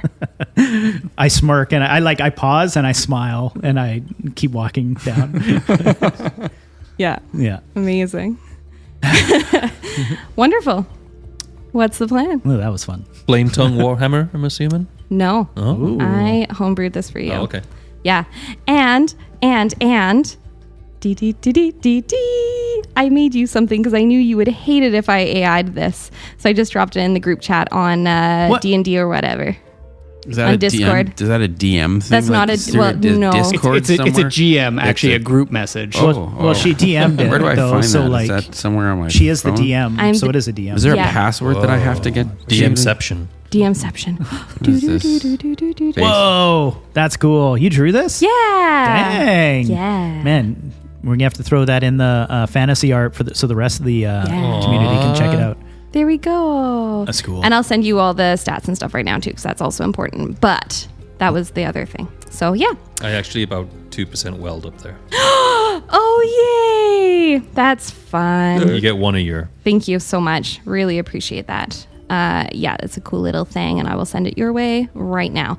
Yeah. So what is the plan now? You are outside.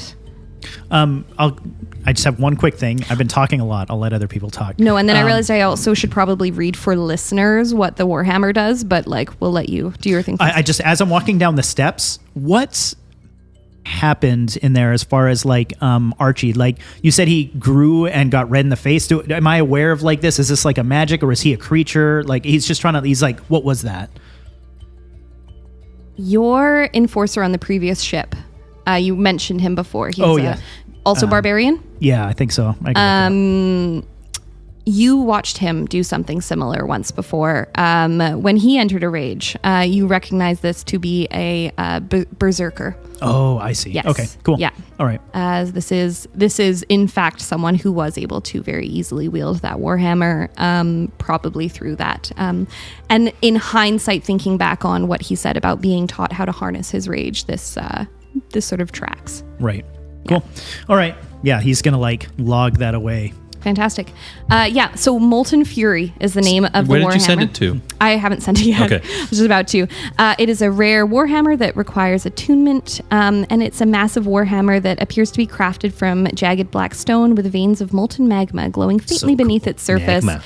When gripped, the weapon feels warm to the touch, and faint wisps of smoke curl when you swing it. It's a Warhammer, which means that it's 1d8 bludgeoning, so it's versatile, so 1d8 with one hand and 1d10 when you wield it with two. But it also has magmatic rage, so when you enter a rage while attuned to it, the veins of magma will ignite, causing it to radiate a super intense heat.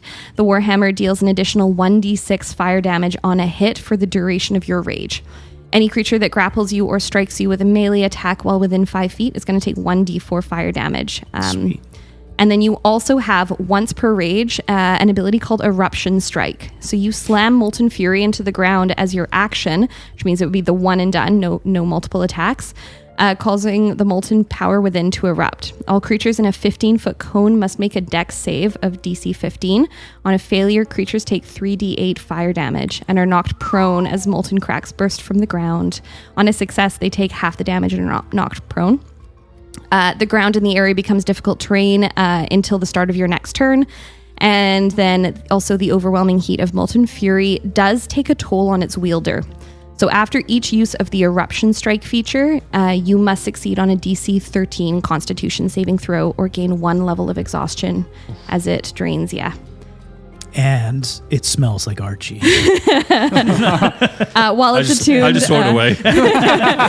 while you're attuned to it, when you're raging, it will also cast light. So 10 feet of bright and then another 10 feet of dim. And I will send that to you right now. Thank you. You sent it on Discord. I will send it on Discord. Thank you. Yes. I will DM it to you. DM. Yeah. DM. I actually found it. I found it in there. This is a good picture. Thanks. Good job, bud. I got there. All right, that is sent. Alrighty. With that, what's next? What's the plan? That wasn't fun, Captain. That wasn't fun, but we got the information we needed, so not a waste of our time either. Sometimes we gotta push a little harder than we thought we'd need to. Sorry, Captain. The kid Don't be fucking riles sorry. me up, man. I was just about to put a dagger in his throat as soon as you were. I absolutely understand why you hate that kid so much. I was sort of like, man, I don't know. He seemed to be, being a little hard on, but yeah, he's an absolute Val, shit. what do you see in him? I mean, he's always been really nice to me, and he used to, I don't know. He was just nice to me before you guys were. He just seems to be withholding like a lot of information that's important. And then that's the hard part, is that he's asking for help, right? And he's not really going about it. It's okay for him to care about people. Yeah. That's okay, Yeah. right? He's just not doing it well. He just kind of seems like emotionally stunted, and maybe like those are the people who need love the most. Like maybe I could I don't know, fix him or something, and then he'd be okay. Sweetie. I got a book for you, Thal. I don't know how to read yet. I bet. I'll give you the Cole's notes. Who's Cole? He's a friend of mine. Oh, that's nice. Yeah. Cool. So we have our potential destination. What say the group of you?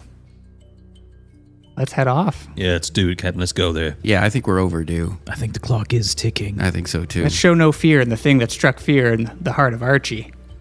Fuck Archie. Yeah. Sorry, Thal, but he's a fucking idiot. I walk a little fine. further ahead with Darvin and put my arm around him. Darvin, you should know that there's a little more to Archie than what meets the eye. He's a little more powerful than we expect. Just Is he a vampire? could be. But Fuck. next time we have an encounter, let's just be careful should things go south. Yes? Right. Yeah, okay. So you don't think we could kick his ass then? We could still kick his ass, just not as easily as we had initially anticipated. You say ass pretty funny, Captain. Where is your accent from? From the southern isles of Nagoria down there. Weird. Oh, okay. Ass, it's all the same to me. And then, yeah, we keep walking to the ship. Fantastic. Cool. As we're walking there, could I maybe pop into the bar to see if Anna's around? No, I have a reason. Absolutely. Yeah, you can. Okay, cool. Roll me a perception. Ooh, I'm on Discord. That's not helpful. What was it? Perception? Yeah. 21. You don't see Anna in there. There is a bartender who's there as opposed to the person you formerly known as Skreek. I'm going to put on part of your perception as you walk out. You notice the signs, the rules on the side that someone had pointed out to you, because I know Darvin doesn't really read. Clearly has like some weird squiggles that you assume to be letters. And then what appears to be a monk painted with a big red X through it. And then as you walk into the street, kind of wondering about that, you see Anna walking out of the store across the way. Anna, Oh, hello. can you take a look at this hammer for me? Oh, of course. I think it's magical. Oh, I mean, it's certainly warm. Just 1 second. And she rubs her hands together, and you notice little ice crystals form across her fingers. And then she reaches out and touches the hammer and spends a moment focusing. And then she says, "Oh, my goodness, that's quite powerful." Show your eruption, Darvin. It erupts Anna. Oh gosh, I'm sure it does. Very, very interesting. Is actually. it cursed? Is it cursed? No, gosh, no. No, it's Oh. a powerful weapon. I think it probably came from across the seas. I'm sensing maybe some tiefling magic, or maybe even like draconic. Maro glances at Sue. But yeah, no, this is it's very legitimate. Is it safe for me to use then? I mean, it's safe for you to use, not safe for anyone else around you. But yes, Oh, all right. I'll see you soon. yes. See you soon. Did you talk to your captain? What? Nothing. Oh, do you want to come with us? Oh no, you just said you were going to talk to him, and I just didn't. want Captain, to. can Anna come with us? No. No, you can't come, love. Sorry. That's all right. Yeah, next time, though. Yeah, of course. While I'm here. Yeah, okay, cool. See you soon. Take care. Just shot me down. I feel like that happens every time we go to port. And it's like Darvin's like, "Can they come with?" No. No. He's a lover and a fighter. Yeah. No, fantastic. All right. Anything else people wanted to do in Sargasso before you were headed on? So Beauty. Do you want a merc? Pick up an extra fighter before we go? like to replace Eldric. An empty A couple of people walk by, we could probably. A cleric or two. Yeah, Maybe Archie wants to come if he's so worried about Thal. Do you want him on the ship? lot of right. Yeah, it's a long sail. With A lot of Archie. deep water between where we are and where we need to go. Yeah. He wouldn't come anyway. He might for Thal. What are we talking about? Nothing. We're talking about you and Archie. Now, shut up. Yes, sir. Don't worry about it, Thal. Okay. What do you think, Captain? I don't know. Do we need somebody extra, Sue, you think? Wouldn't be a bad idea. We do have Zarek. Last time he didn't come with us. I think he could at least, at a minimum, replace That Eldric. would be good. Yeah, all right. He's a good fighter. Yeah. We do Or, I mean, have does all Ray. Isn't he a fighter? Who? Alar? Alar. Alar's he's not a like rigger. a fighter, but like he can wield a dagger or something. I'm gonna say I was gonna have you roll, but I'm gonna say captain of the crew probably knows what they can do. Alar, not so much a fighter. Sarah, pretty good. Lyria certainly has jumped in sometimes healer. with her magic and certainly has proven useful in battle. And Zarek's always up for a good fight. Gilda, pretty good with a cleaver, though you've never actually seen her in a fight. I think we'd probably be all right with Zarek, maybe Lyria, the healer. Okay. Shall we set sail? Yeah, this is a good idea. Let's get out of here. Onwards. Come on, Thal. I'll head to Sarah and give her the info. Fantastic, Some yeah. Point on the map, yeah. Yeah, Sarah takes a look at it and says, yeah, I mean, that's not very far at all. If you guys don't mind saying some nice things to Thal, we should be in there, I don't know, maybe 2-3 days? Quicker we're there, quicker we get back to Archie. Ooh! Let's go! Let's go. It's okay, I know you don't like him. I'm just worried, Thal, that's all. I know. I I just care about you. know. You're like my... Don't say it! Don't say it till you're ready. I can tell you're not ready. Don't say it till you're ready. We'll say it when we're ready. We're not ready. Okay. Let's go. Everyone go. Yeah, all right. Cool. I guess what he says. Yeah. There's just like this awkward moment of silence. Everybody's like looking at each other. What's really awkward is that Thal walks off and in her awkwardness starts barking orders at people. Hoist the mainsails, pull in the ropes, let's do stuff. Okay, let's go. She's like, Archie. The Less tides Archie. lurch. The boat forward wants to have moored. Less Archie and more like get away from this awkward conversation people aren't ready for. But yeah, fantastic. So you are at sea for 3 days. Is there anything that you get up to on these 3 days? I'll be attuned into that hammer. Fantastic. Yeah, it takes you about an hour and Yeah. you are attuned. I think Warbles would go look for Zarek at some point. Fantastic. Below deck. Yeah. Cool. Hey, Zarek, do you need a translator? Or are we... and I think he's going to try and, like, he's been asking the captain to, like, help show him a couple of sign languages and sort of open up with, like, signing, like, hello. Yeah. And, like, some very simple words as best he can. Cool. Yeah, Zarek puts up a finger in like 1 second, and he heads off, and he comes back with the dwarf you recognize to be Gilda. Oh. Hi, Gilda. Hello, Zarek let me know that he needs you might need a translator. Oh, perfect. Thank you very much. Yeah, and you are ready to converse. I just need to know what happened. To be honest, I need a clearer idea. Yeah. And he explains that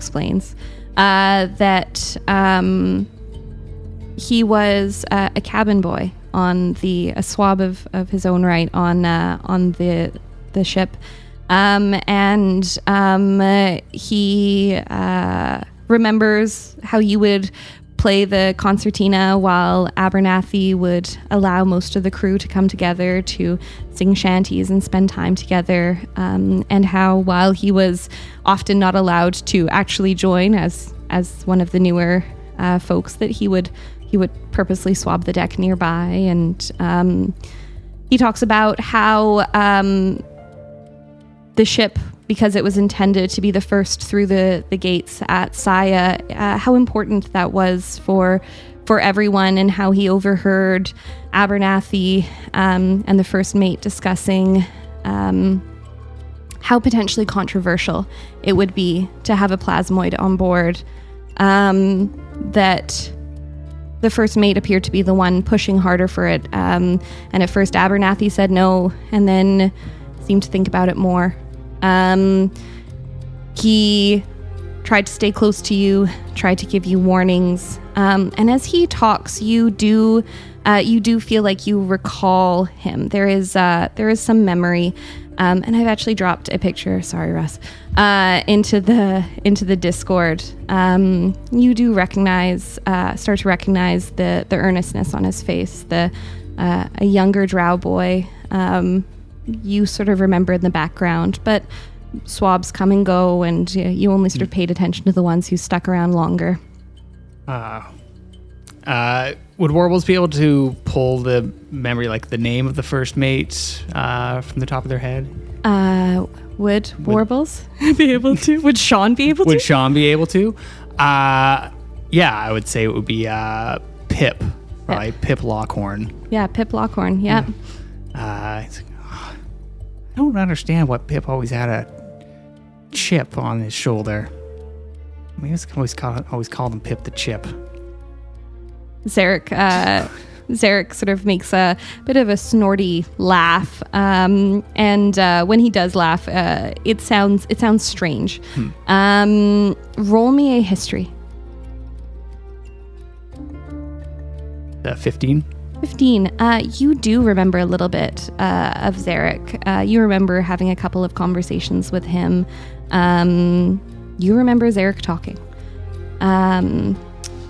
And he keeps explaining that he was up on watch when Pip arrived up on deck with your urn in hand and headed towards the back of the boat.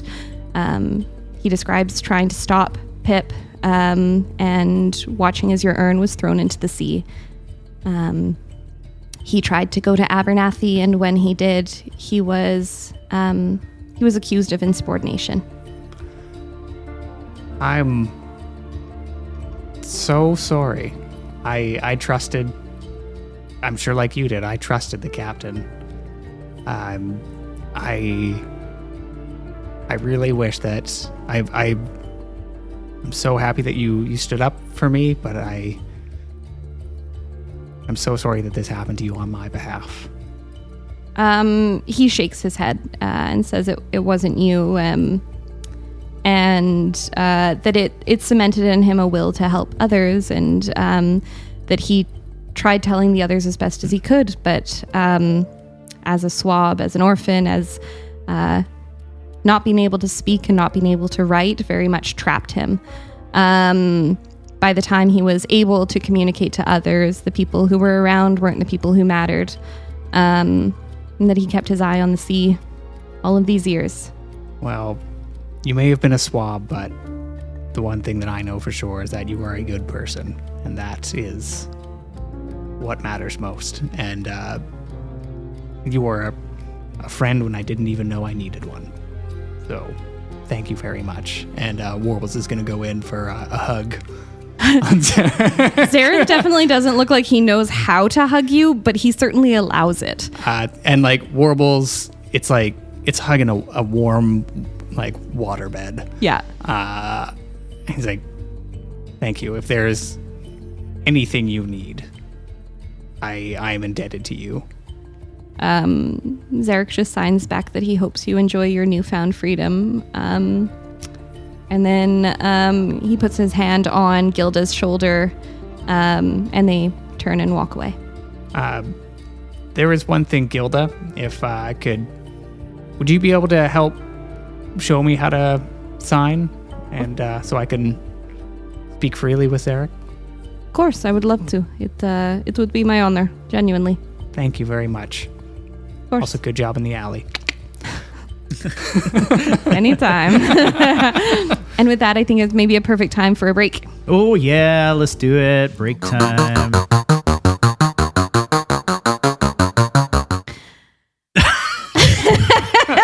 Sorry, I got so stuck in my head. Too bad. Okay. What's on your teeth? Gavin, stop. Those teeth are really white. I'm gonna absolutely kill you all. Everyone roll dex saves. No. All right, we're gonna do a little shout out and 11. Just for that. Listen up, you lot. Got your kit looking more tragic than magic. Ain't no bard nor wizard giving you a second glance. And get yourself down to UFF Screen Printing Studio in Nanaimo, tucked up above the Vault Cafe like a proper hidden gem. These governors been banging up top-notch prints for nearly 20 years. Shut up, Russ. That's the clip.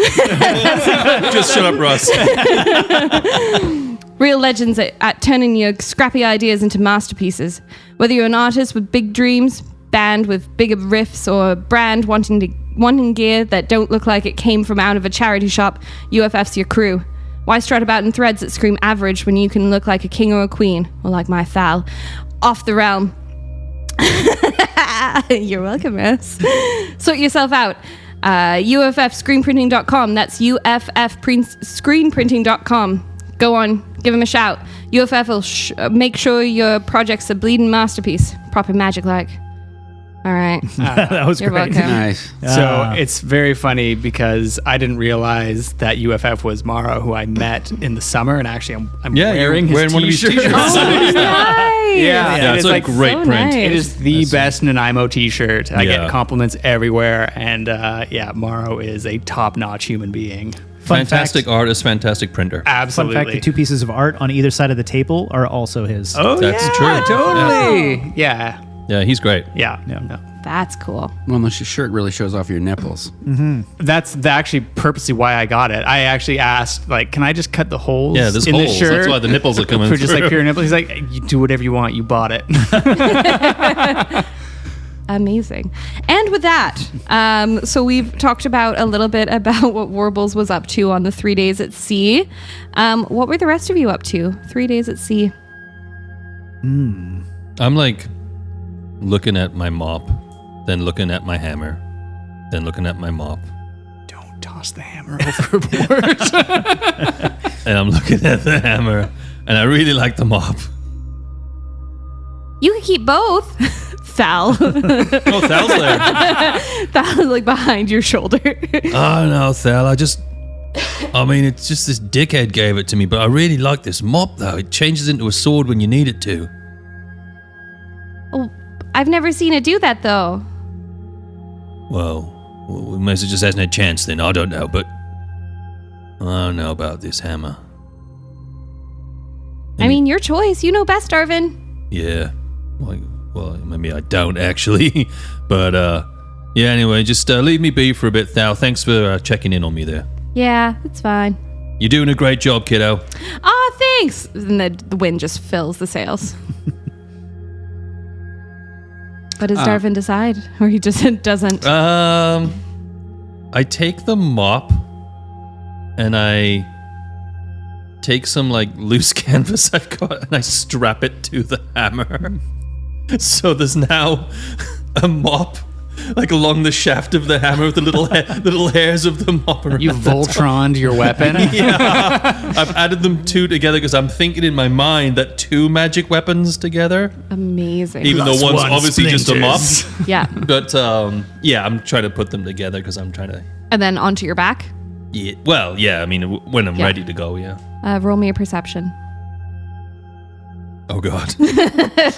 I'm guessing it's on fire.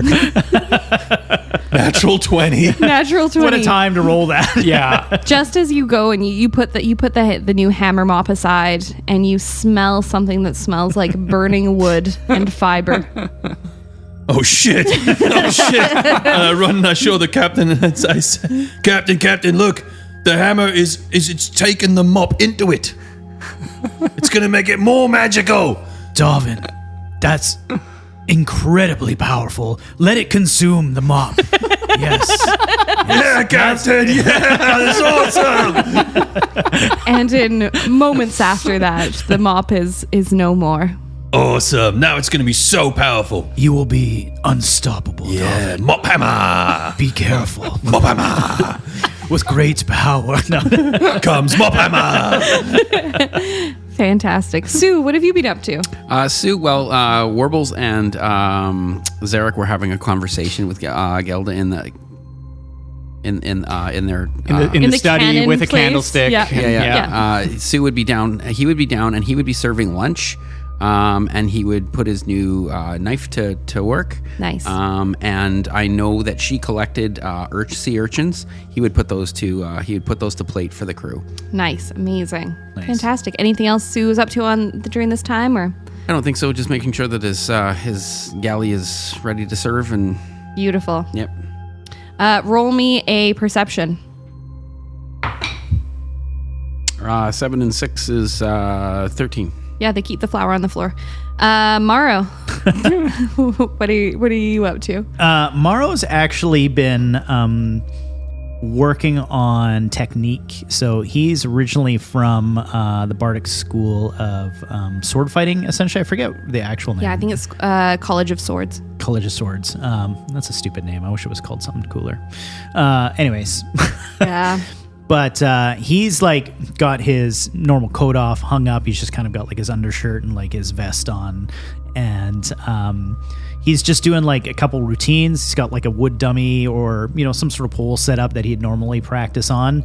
And he's doing like regular dagger throws, spins, working on a bit of technique, maybe also some strength, doing like pull-ups and chin-ups Cool. and, push-ups. Up on the top deck, or? No, in his quarters. Okay, I feel like his gotcha. quarters is relatively large. He's got room. Fair He's got enough. the big table in there too. It's sort of like the planning room as well as his quarters. So Yeah, so it's like that section, Yeah, yeah. exactly. So he's doing a bit of work in there and is doing it for two reasons. To stay sharp. I mean, he wants, but anytime he's nervous or unsure, he tends to like pull inward and hone his craft, because that's what he's had to rely on in situations where he found himself in a scenario he didn't know what to do. He's like, if I'm sharp, I can rely on myself. I can rely on my crew. We can get through this. I need to like build the mental fortitude. So that he spends pretty much the whole time doing, among rest and duties with the crew and that Yeah, sort of totally. stuff. But, yeah. Perfect. But yeah, the ship in a lot of ways runs itself at this point on a good day, right? Yeah, So- totally. Yeah. Yeah, so perfect. Fantastic.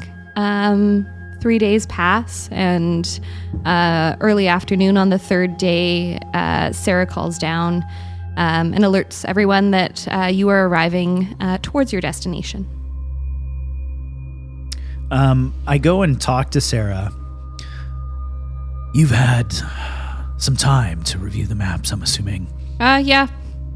Anything we should be aware of? Anything under land that large areas that should be of concern? We're looking for the heart of the tide. Yeah. What I'm looking for is a starting point. At this stage, other than the location of the islands, we're sailing blind. I mean, it's kind of the weird thing, right? Kind of looking at the maps and couldn't tell very much other than how sort of strange these islands are. But by using my eyes, I'm going to guess that probably the place you're going to want to start is that. And she's going to point at the island you're approaching, and you see what appears to be an enormous crater. However, so it's sort of, you approach and you've got the sort of ribs of this island, and the main island appears to have a rising mountainous crater that is black and gleaming. It looks almost like volcanic glass. Interesting. Now, it could just be me, but that kind of looks important. Are we aware of any civilization in the area? Not really. This is not a lot of people outside of Vithar from this point onwards. Obviously you'll see some fishermen, maybe some smaller colonies or something, but nothing permanent, nothing of importance. And then onto the mainland from there. Thank you, Sarah. Always helpful. Yeah. Just be careful. I don't really love what's going on with those waves over there. And she points and I haven't got my, Sean's really close. Yeah. So she points, you are sort of to the south of the island on the backside of the island where Vithar is. And despite the fact that this area of the island where the crater is, it's fairly calm, the water does seem to be moving very strangely where these sort of rib-like islands are. They're crashing and then almost seem to be turning. She says, I don't really know. I steered clear of it, but doesn't look really tidal. Doesn't look, I don't know. There's something manipulating it. It's weird. Captain, what's going on? Well, if we're looking for something that's the heart of the tides, something that literally manipulates the tides, might be right under our nose here. I yell salmon and I jump off the edge of the ship. Fantastic. You're a good few kilometers away from where you see the strange tides. Are you making your way that way, or? I just want to see, I want to dive, because I've got the necklace and I've got the salmon. Yeah. So I want to just have a little swim around, and I'm pretty confident in the water. So I'm going to have a little swim around. I just want to see if I can see anything as I'm looking around down there. Yeah, and you do start swimming sort of in that direction, and you notice, similar to what Sarah was saying, the closer you get, that the waters are moving strangely. Usually, by the time you get to this depth, you aren't dragged quite as circularly as you are, and as you finally pop your head up, you find that you haven't traveled as far from the ship as you thought. Captain, it's weird down here. Captain, you hear me? I can see that, Darwin. I get back up on the ladder. What did you make of it? Was the tides pulling you? I saw you swimming, but you weren't getting anywhere. I wasn't getting anywhere, Captain, and I can swim like a fish. I've seen it. Sarah, how should we approach? I mean, I think we maybe head towards that crater. I don't know. I can't quite get my eye on it, but there's something just around to the right. And feel free with your spyglass to roll me a investigation if you would like. Oh, yeah. Pull mine out too. Oh, yeah. Fantastic. Both of you can, or you can give advantage. Ooh, natty 20. Amazing. Natty 20. We're awesome. I feel like I extend mine, then yours goes longer, so then I extend mine longer. Eventually, we just have these Sarah's just like, ugh. What you see is this very large mountainous crater of what does appear to be, at the lower levels, like a volcanic rock, and the higher up, this volcanic shard-like glass. Around to the right and further inland, you notice what appears to be some kind of half sphere, though it is made up more of the rock and less of the glass, and it's immense. What do you think, Darwin? We set foot on land there. Yeah, I reckon so, Captain, yeah. I think we bring Zarek with us. Lyria too, maybe? Maybe just Lyria. Oh, to protect the ship. Yeah. Agreed. All right.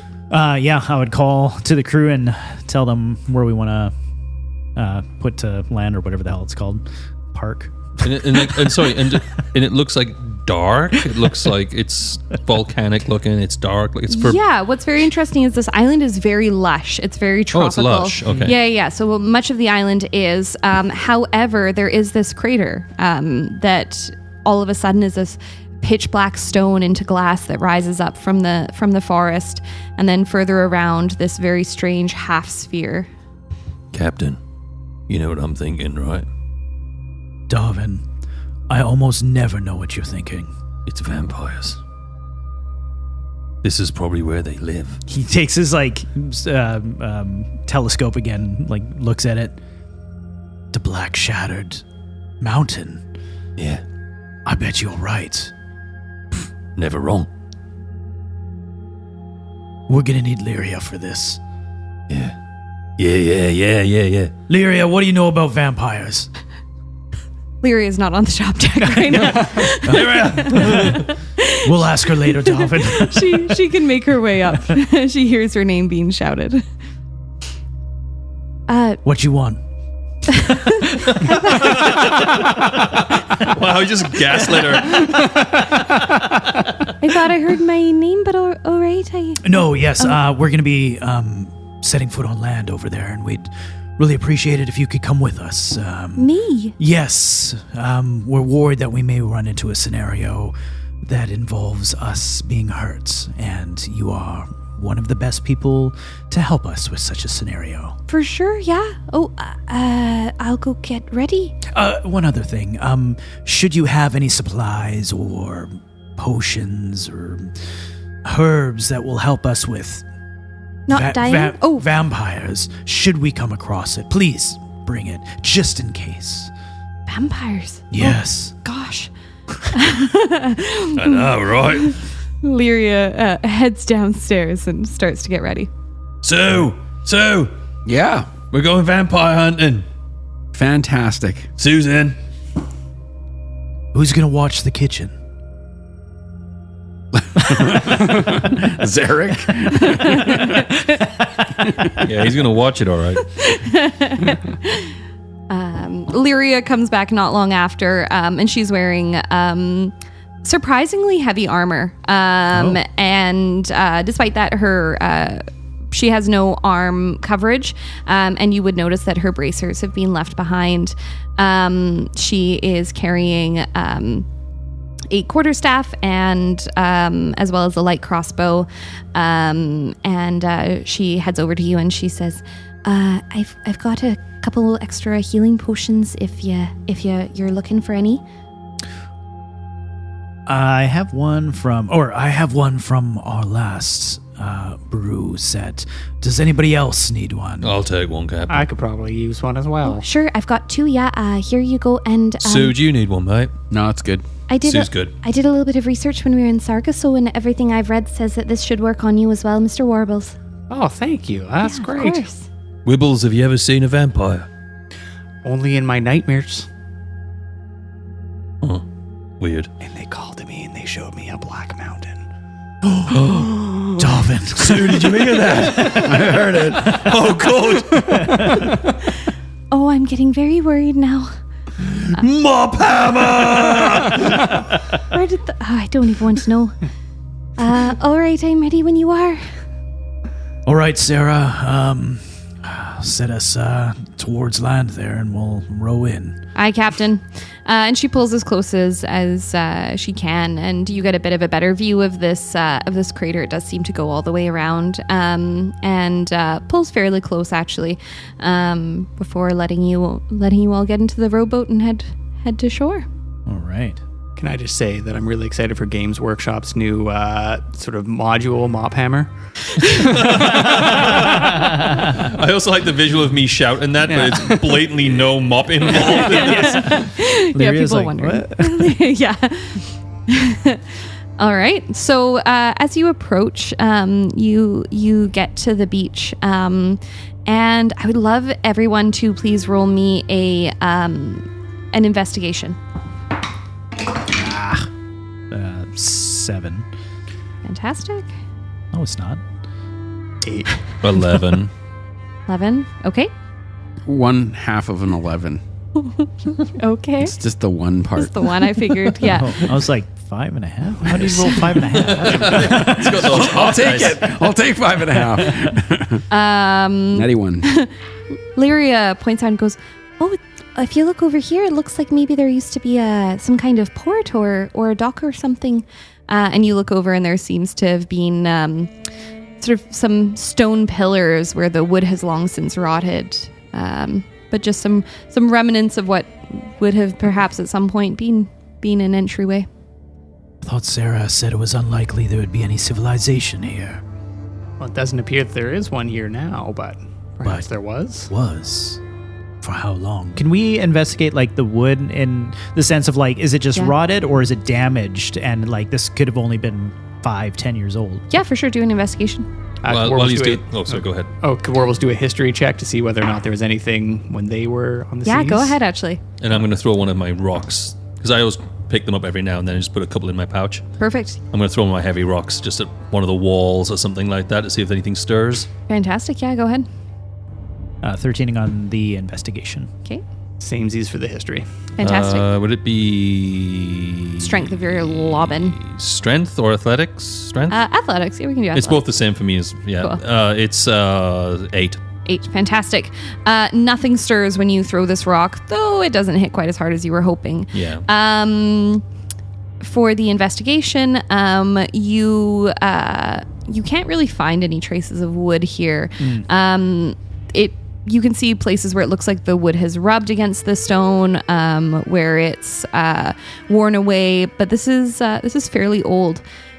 Warbles, you do feel like maybe at some point there was something here. Perhaps some druids, perhaps a small group of folks, but you're not sure. This does ring a bit of a bell. However, these islands look a little different than you remembered as well. Yeah, Captain, I think I remember vaguely there being some sort of commune, perhaps druids that were around here back in my day, but I don't know what 200-year-old knowledge is gonna do us here, but Interesting. it does add up a little bit. Bit of a wasteland for druids to be involved in. Well, it's sort of got lush parts, and I wonder whether or not that glass is as old. That's not ringing a bell to me. I think that's maybe the first thing we investigate. Sounds good to me. Do I see any sign of vampires? Like Roll me an everywhere. investigation. bodies with holes in their necks, or I got an 18. Yeah, here comes the needed serious the rolls. natural 20. Yeah. You see dark stone and new stone, but you don't see any people. But it is daytime. Yeah, Captain, they wouldn't be around right now. Why? I don't think they come out. Sue, do vampires come out during the day, mate? I've never seen them in the daytime. Well, you've seen them. No, I've never seen them in the night. Oh, okay, Sue, you fucking with me. Yeah, I don't know. I just don't think they come around during the daytime. Right, because of the sun. Squibble, do you know any of them? Not personally, but I think you should keep that light hammer close. The mob hammer. Mob hammer. Yeah. Mob hammer 40K, yeah. Should we all go look at this mountain of glass, this black glass? Could go for a hike. It's a good idea. Fantastic. You walk into the woods, and as you do into these jungles, you can see some traces of what appears to have been some kind of road, some kind of... it's not really paved so much as it's clear that the trees that are starting to grow in this area are much newer. It's easier to traverse. However, heftily overgrown. As you start to walk towards the this crater, as well as the round whatever this is, you see more and more signs of that life had been here at one point, though a long time passed. You see some broken stone archways that you walk beneath, as well as some places where torches could have perhaps been put into pillars. And as you approach the black wall of glass, you were very close to this half orb. What's the half orb? I don't know. That's part of what we're here for. Sue wants to kind of he's kind of a little nervous because now he's heard vampires, right? Wonderful. And so he's just he's kind of wanting to, are we safe in this environment? Yeah, roll me an investigation, please. 5. 5. Sue starts to look around when he hears a cracking noise from beside him, and a little bit of this volcanic wall crumbles away and startles you, sort of distracting your investigation. Sue's on edge. I don't know, Captain. We could be in danger. Well, an area this remote with a tide that seems to go wherever it likes. I'd be surprised if we weren't. He's going to investigate the half globe thing. So, like, when you describe it, is it literally like a sphere cut in half? It's a sphere. I didn't know how to describe this, but like if you cut a circle in half and then just like Patrick Starr's house. Oh, from perfect. SpongeBob. That actually was perfect. That's great. Amazing. All Such a right. child. Yeah, there we go. It's like that, but huge. So very similar, not as tall as this massive sort of crater, but maybe about half as high, and sort of against the wall. Oh. And is it black? Can we see through it? It's black. So it is black stone as opposed to that glass that starts about halfway up. And actually, as you look, you notice that the black volcanic stone becomes glass right around the same point as the top of the globe. Is this black half orb calling and beckoning to anybody to waltz forward into the void? Yes, it's calling to me. Okay, cool. Sounds good. Just checking. Like you actually hear something. No, but I just don't like being here. Yeah, I just wasn't. It seems like it would be. Warbles is going to reach out with their mind, whether or not they're being beckoned forth. Roll me a... What would you like that to be? Religion, maybe? Religion. Religion feels as close as anything. 14. 14. Whether a peaceful realization or an upsetting one, you don't really feel anything as you reach your mind out. Captain, do you think this fell from the sky? I think it came from the ocean, the sea. What do you think, Wibbles? I think either are possible. I think if something this large came from the sky, there wouldn't be much island left, but it doesn't match any sort of geology that I've encountered before. Roll me an Arcana. Ooh. While they're doing that, can Morrow just go up to the sphere? Yeah. And like feel it? Is that part of it like smooth? It is craggy, but not jagged and sharp like you see the glass further up become. Right. It very much actually reminds you a lot of the stone parts of the new Warhammer. It's very sort of volcanic, but dried volcanic. You mean the mob hammer? Sorry, the mop hammer. I'll let Sean go and then I'll call Darvin over. Yeah. 14 on the Arcana. 14 on the Arcana. Perfect. You used to have a young man on the ship that you were at, the Wise Kraken, who was a druid. He was unlike Thal, who was a wind caller, he was a water caller.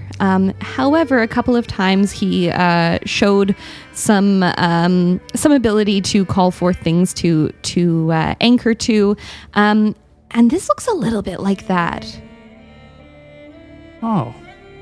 We had this druid on deck, and every once in a while, yeah, they'd be able to perform some sort of magic and sort of be able to anchor to this, and Anchor to it. yeah. Like it's a haven of theirs. Could there be someone inside of this? You think the Avatar could be in the middle of it? We've got waterbenders. Fire. Darvin, come here. Bring your mob hammer. Mob hammer. It would seem, if I'm right, And he's like trying to get you to hold your hammer close to it. I just take a swing and I hit the sphere. Okay. I was thinking maybe the hammer was forged from this area. Oh, right. I thought you wanted me to smash it. Did it do anything, smashing it? No, it did not. Just a dumb move on my part. No, that's fine. It's a Darvin move. I feel like when you went to swing, like Morrow just like stood back for a sec. Whack! Be like, I think it's made of this. You deal with me a lot.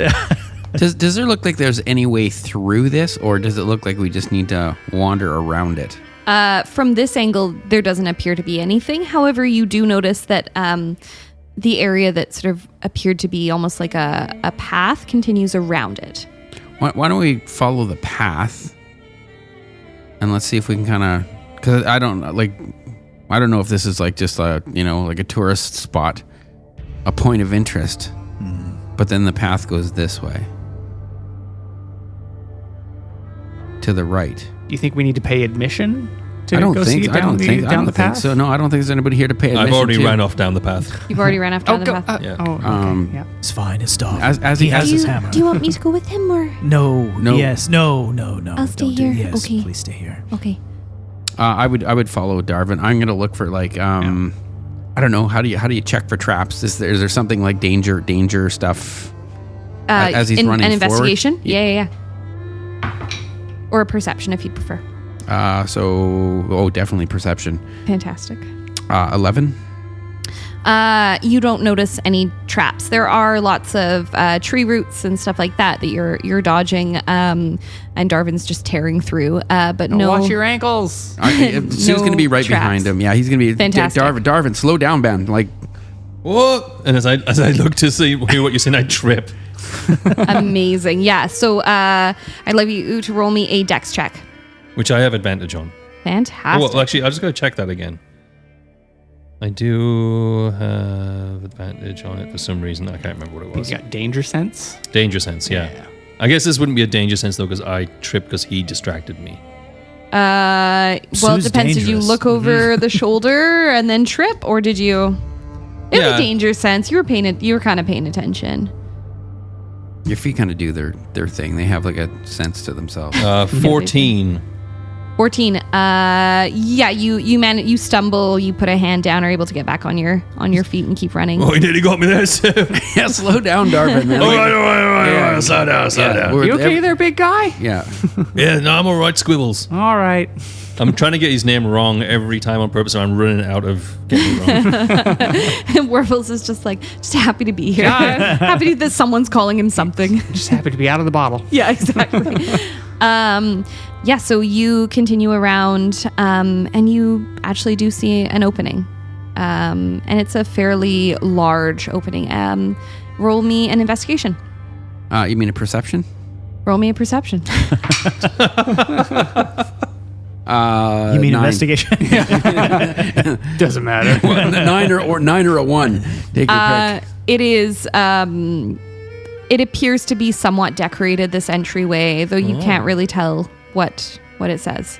I feel like I ran past it as you were looking at that night and do like the heel skid stop kind of thing. The Flintstone. Like, Yeah. Did the others catch up as well eventually, or? Morrow is like, he's walking, but he's not in a hurry. He's like trying to take things in. He's like looking into the forest. He's a little more like, is it methodical, the word I'm looking for? Yeah. Nice, yeah.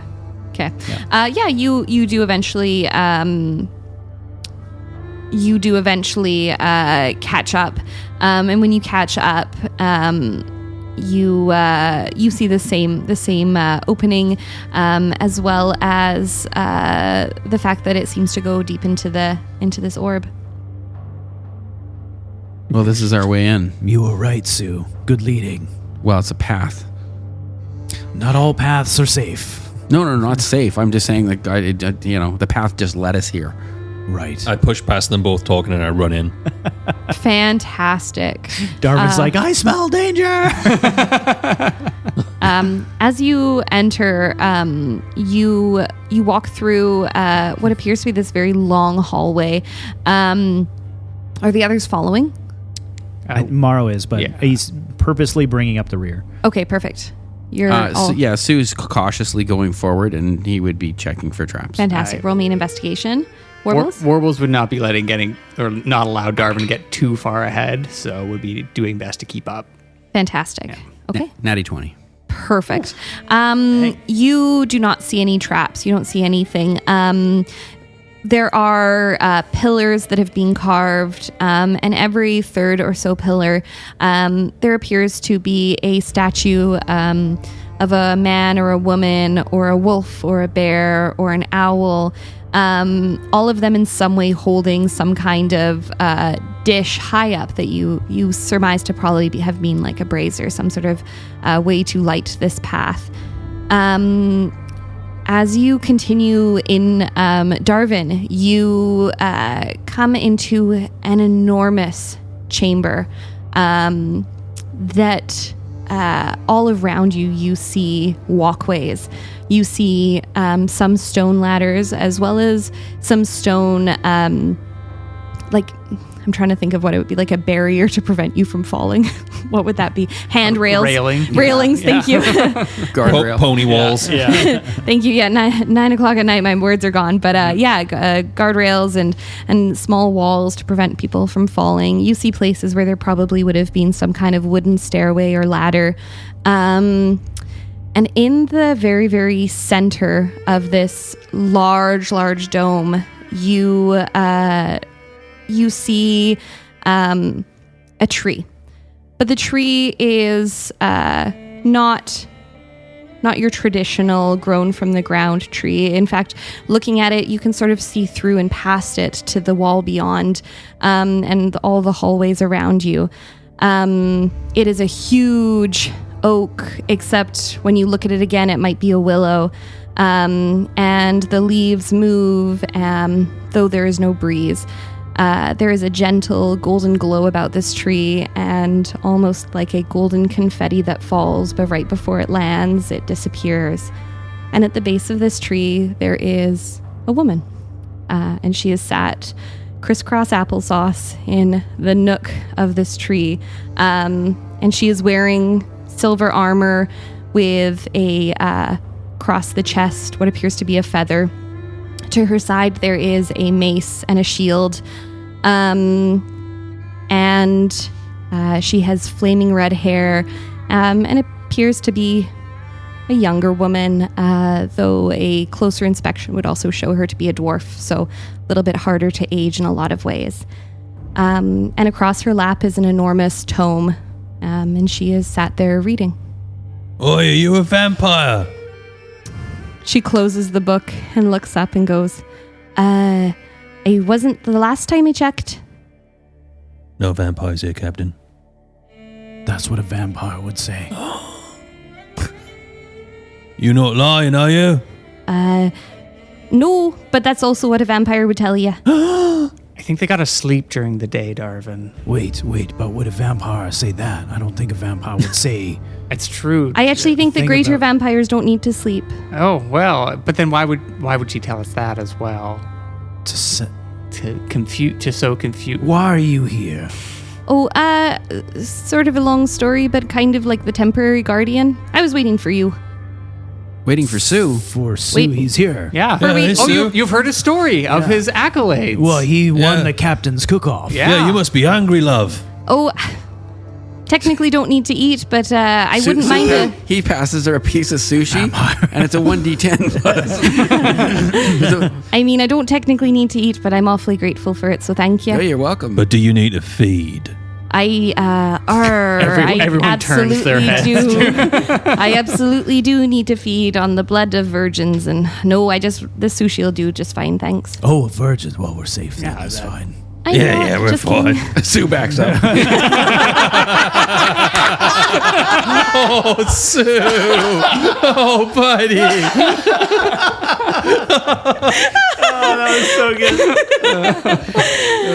Nice. Damn. It's canon now. Aww. So, Where are my manners? Morrow Furtide. And you are... Grimmier Cragbrow. That does ring a bell to me, Gavin, but does it ring a bell to... That's really... Can I tell you how sweet that is that rings a bell to you, and I'll tell you why later. Go ahead and roll me a history check. It's not one of my... I thought it was one of my old crew, but I was like, wait, it can't be. It's not. Yeah. No. History 14 and I think 2, so 16. Let me check. 3. 17. Yeah, it doesn't ring a huge bell. However, what it does, you know that there is actually a Cragbrow family up in Deereth, which is if on the whole continent, the far upper north of the continent, so many provinces away. And that's sort of all you really know. There was a little bit of a scandal for a while back, probably about 20 years ago, about a Cragbrow heiress running off, and that's kind of all your memory brings forth. And you said you were waiting for us specifically. Specifically you, yeah. The crew of the Scurvy Lady. That'd be you? Aye, and who sent you to wait?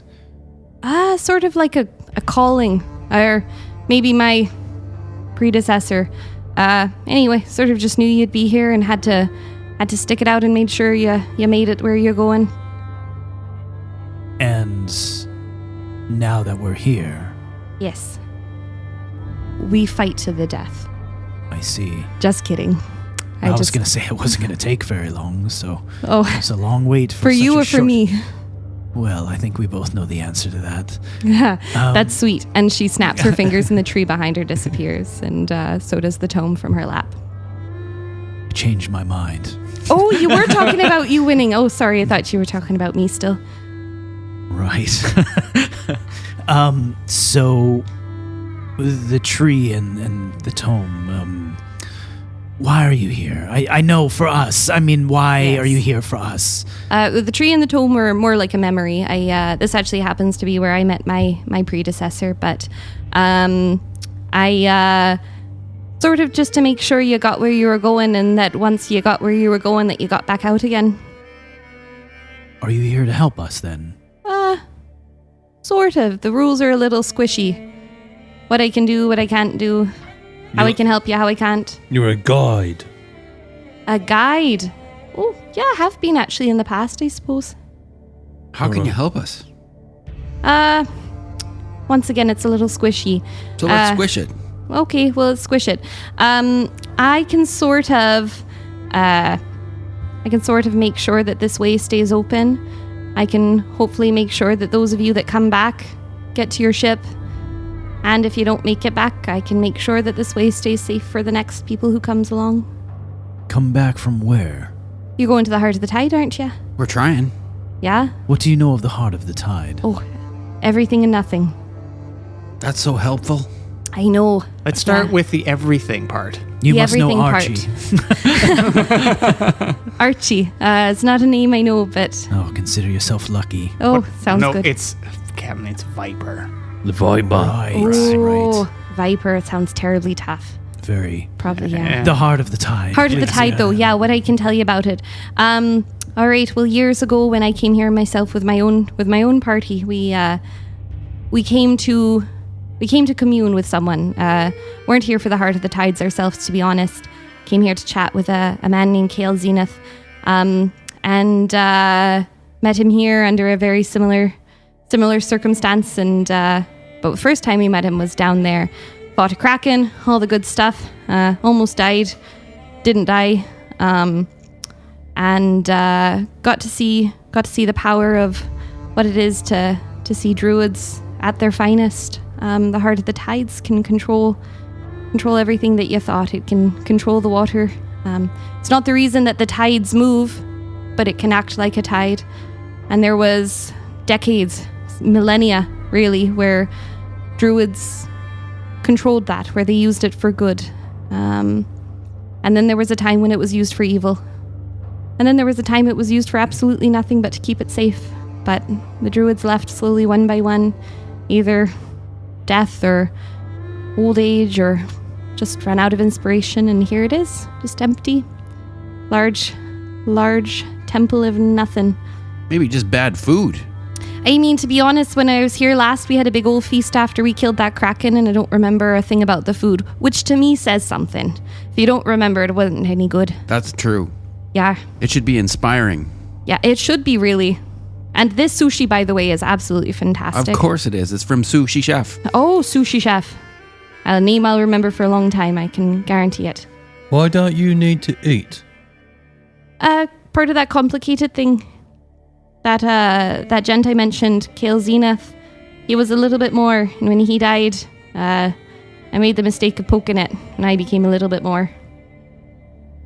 roll me, anyone who's paying attention to the name, roll me a history on Kale Zenith. Oh, good. Oh, for fuck's sake.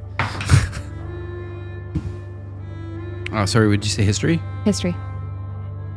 5. Yeah, same. 9. No help. No help? Not a name that sounds familiar? 9. If we continue on to the heart of the tide, what is there anything you can tell us about what to expect? There's a guardian down there. And that one we will have to fight? To be honest, I'm not sure. It's been down there a long time and it might not actually be, kicking still. However, That'd be this is a convenient. quest. It's a journey. It's an adventure. Probably gonna try and kill you if we're being honest. Is it a vampire? Is not a vampire. Oh, for fuck's sake. I have to be honest with you, it's an awfully sunny area of the world. If you want looking for vampires, you should head up to there's this area of the continent where like the spirits can't leave and they like float around through the trees and stuff like little orbs. Oh, you'd fucking love it. What's it called? Oh gosh, I'll write it down for you when you get back. Oh, We can go there after the heart of the tide. Yeah, business. yeah, can we go No, there? absolutely. That sounds kind of like Yeah. a hoot. I would It's- like to go there. It is a good time. It's very, very gothic, very dark. That Strahd lad used to like hanging out up there, but he fucked off. How far down do we have to go before we have to fight this thing? You're gonna go through these caverns. You could have a nose around. There's some stuff left around here. Hours, days, weeks? Oh, maybe like an hour if you're trying. You're just gonna go through there, head out to the crater. Lovely little place. I do have to say the druids did a good job setting it up for success. And then there's a big hole of water. Some might call it a cenote. And you're just gonna, big old staircase, and you're just gonna head on down, real narrow, until it's not. Cenotes are usually filled with water. Do we have to go under the water? Oh yeah. I'm looking at the captain and I'm already kind of doing the lean forwards like I'm gonna run. You know how kids do that where they're just like, I'm gonna go. I saw my kid doing it at the pool today, so Yeah. yes. Darwin, just one last question. Oh, okay, Captain. I was excited. The heart of the tide. What are we looking for? Oh, is this a gem, an amulet, a tome? What is it? So it's a little bit of a tricky question because I'll be honest with you, but the last time I was down there, we weren't trying to touch it. We were trying to protect it and leave it there. And I ended up inside a kraken for a little bit. So I didn't really see it super great. Russ is struggling. Anyway, so by the time I woke up, we were all done and out and, but yeah. So it is an object. It's a something. It's something that glows, and it's in the middle of all this like weird water jets and stuff like that, in the middle of sort of like a sunken temple. It's very cool. Is everything underwater? Oh, everything. Captain, have you ever been inside a kraken? Once when I was younger. It's one time in college. Awesome. I like that. Yeah? Any other questions you got? I'm trotting. No. All right. Thank you Yes, for of being course. here. Yeah, of course. I mean, Bye, lovely lady. Wait, do you have anything that'll help us breathe underwater? We do have Do we? amulets. I was going to say, I think your buddy's got some amulets Oh, of I brought breathing. Eldrics for you. Oh, Actually, you have 6, I'm pretty sure. I Yeah. brought Eldrics for you. yeah, new Eldric. Your friend Eldric's going to be needing that when he's done communing with his god. He'll be fine. Yeah. All right. I left a note. We'll see you on the way out. Yes, we'll see ya. Hopefully all of ya. When Eldric catches up, I'll send him your way. Perfect. All right. Tell him he needs his amulet. I'll make sure he gets the spare one. There are some things down that way if you're looking, especially you, squishy boy. Actually, might be something for you too. She points to a cavern just off the side. Can I roll a insight? Insight? Yeah, go ahead. Natural 1. Is it a 1 or an 18? No, that was a different die. I put it to the side. Nice. It was a natural 1. Just seems sincere. Hard to tell. I believe her implicitly. I'm going to go have a look. Yeah, fantastic. Yeah. You head through, and there seems to be, whereas most of this area has been sort of long abandoned, and there appears to have almost been an attempt to gather things left in this side chamber. And looking around, you actually notice a what appears to be like a forge, though it's not lit. None of the supplies are there, but there's a couple of boxes, some tools, and there's some things laid out. Yeah, I guess I would just kind of rummage through everything, just kind of pick Fantastic. it up, turn it over. Warbles is what we right next. Oh, what's this? Oh, yeah. Well, this will look great on you, Captain. Like trying on the chainmail. What do you think? Honestly, does it? I think that makes like your chest look huge. Oh, You're like- very like intimidating. Like good intimidating. Yeah, very Like, good, yeah. I don't look too busty in this. No, never. I'd worry about pinching your hair out of the front of your chest. Oh, right. Catching the chainmail. You turn around, and the red-haired lady is sitting on the forge now. Oh, yeah, God. I was thinking more that one there. It's a little, it's a bit V-cut, but honestly, like, you've got the chest for it, so you could try that one if you wanted. Is the Captain long hair or short hair? As Warbles trails his fingers through there. You tell me, Warbles. Different fur in different parts. I think he's like, short hair. I think. Yeah, perfect. Cool. And you look over and you notice a sort of what initially appears to be like a black-gray tunic. Yeah, especially the black and the gray. Morrow kind of dresses like that already. He's intrigued, picks it up and Fantastic. looks it over. You pick it up, and the gray pieces sort of, when they move, they almost shimmer in a blue-green color as well. Roll me an Arcana.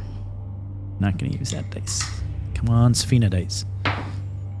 Ooh, 17 and Arcana is 3.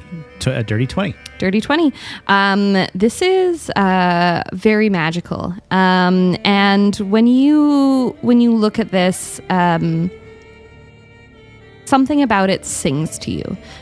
Sings to the bard in you. And Pushes that far. internally, where no one else will ever know it's there. But inside he's like, You turn away so no one notices, but your tail is just going. straight up like And holding it up, it is perfectly your size. Wow. He's like, holds it up. It's beautiful. And takes off his current vest and dons it. Perfect. Fantastic. And you sit with it for a little bit. And this is the Tunic of the Siren's Grace. I can drop this into Discord for you, but you have advantage on acrobatics checks and performance checks while wearing this tunic. And once per day, you can use it to cast Dimension Door. Ooh, Dimension Door. Yes. Cool. What was your current armor doing? I put in a number, but I wasn't really sure. Let me check. I think it was just leather, right? So that would only give me a small, if I go into inventory here, leather, AC 11, I think. So if I remove it, I'm going to have 12? No. If I remove it, I go down to armor class 12. If you remove your armor, you go up? No, my it's saying I'm at 13 right now. Oh, you're at 13. Okay. Yeah, so I think it was AC. It's AC at 11 Perfect. plus my dex, This which is is an 2. AC plus 2, so Yeah. then you would be a 14. Okay, sweet. Okay. I will drop those details in there. Awesome, thanks. Warbles, you dig around for a little bit, and there's a lot of interesting things, some shiny things, some pretty things, but not really anything to suit your monk squishiness. Was the answer inside me all along? I mean, No. no. Because I can see into that inside a lot, and it's mostly just like plasma and glowing stuff. Give me a second. Are you using this tunic over here? Could I borrow it? Which The old one. Oh. He's like, mine. No, you may, yes, of course, you can have this one. Thank you so much. I'll be right back with it. She starts tearing it up immediately. She starts tearing it into really, really long strips. And she goes, just give me a second now. And she sits down at the forge and she starts running it through her hands. And as she runs it through her hands, out on the other side, an almost identical shade of blue to you. And they start to shimmer and they start moving very similarly to how you move. And she says, may I mean, whatever you'd like to count for hands, and no funny business now.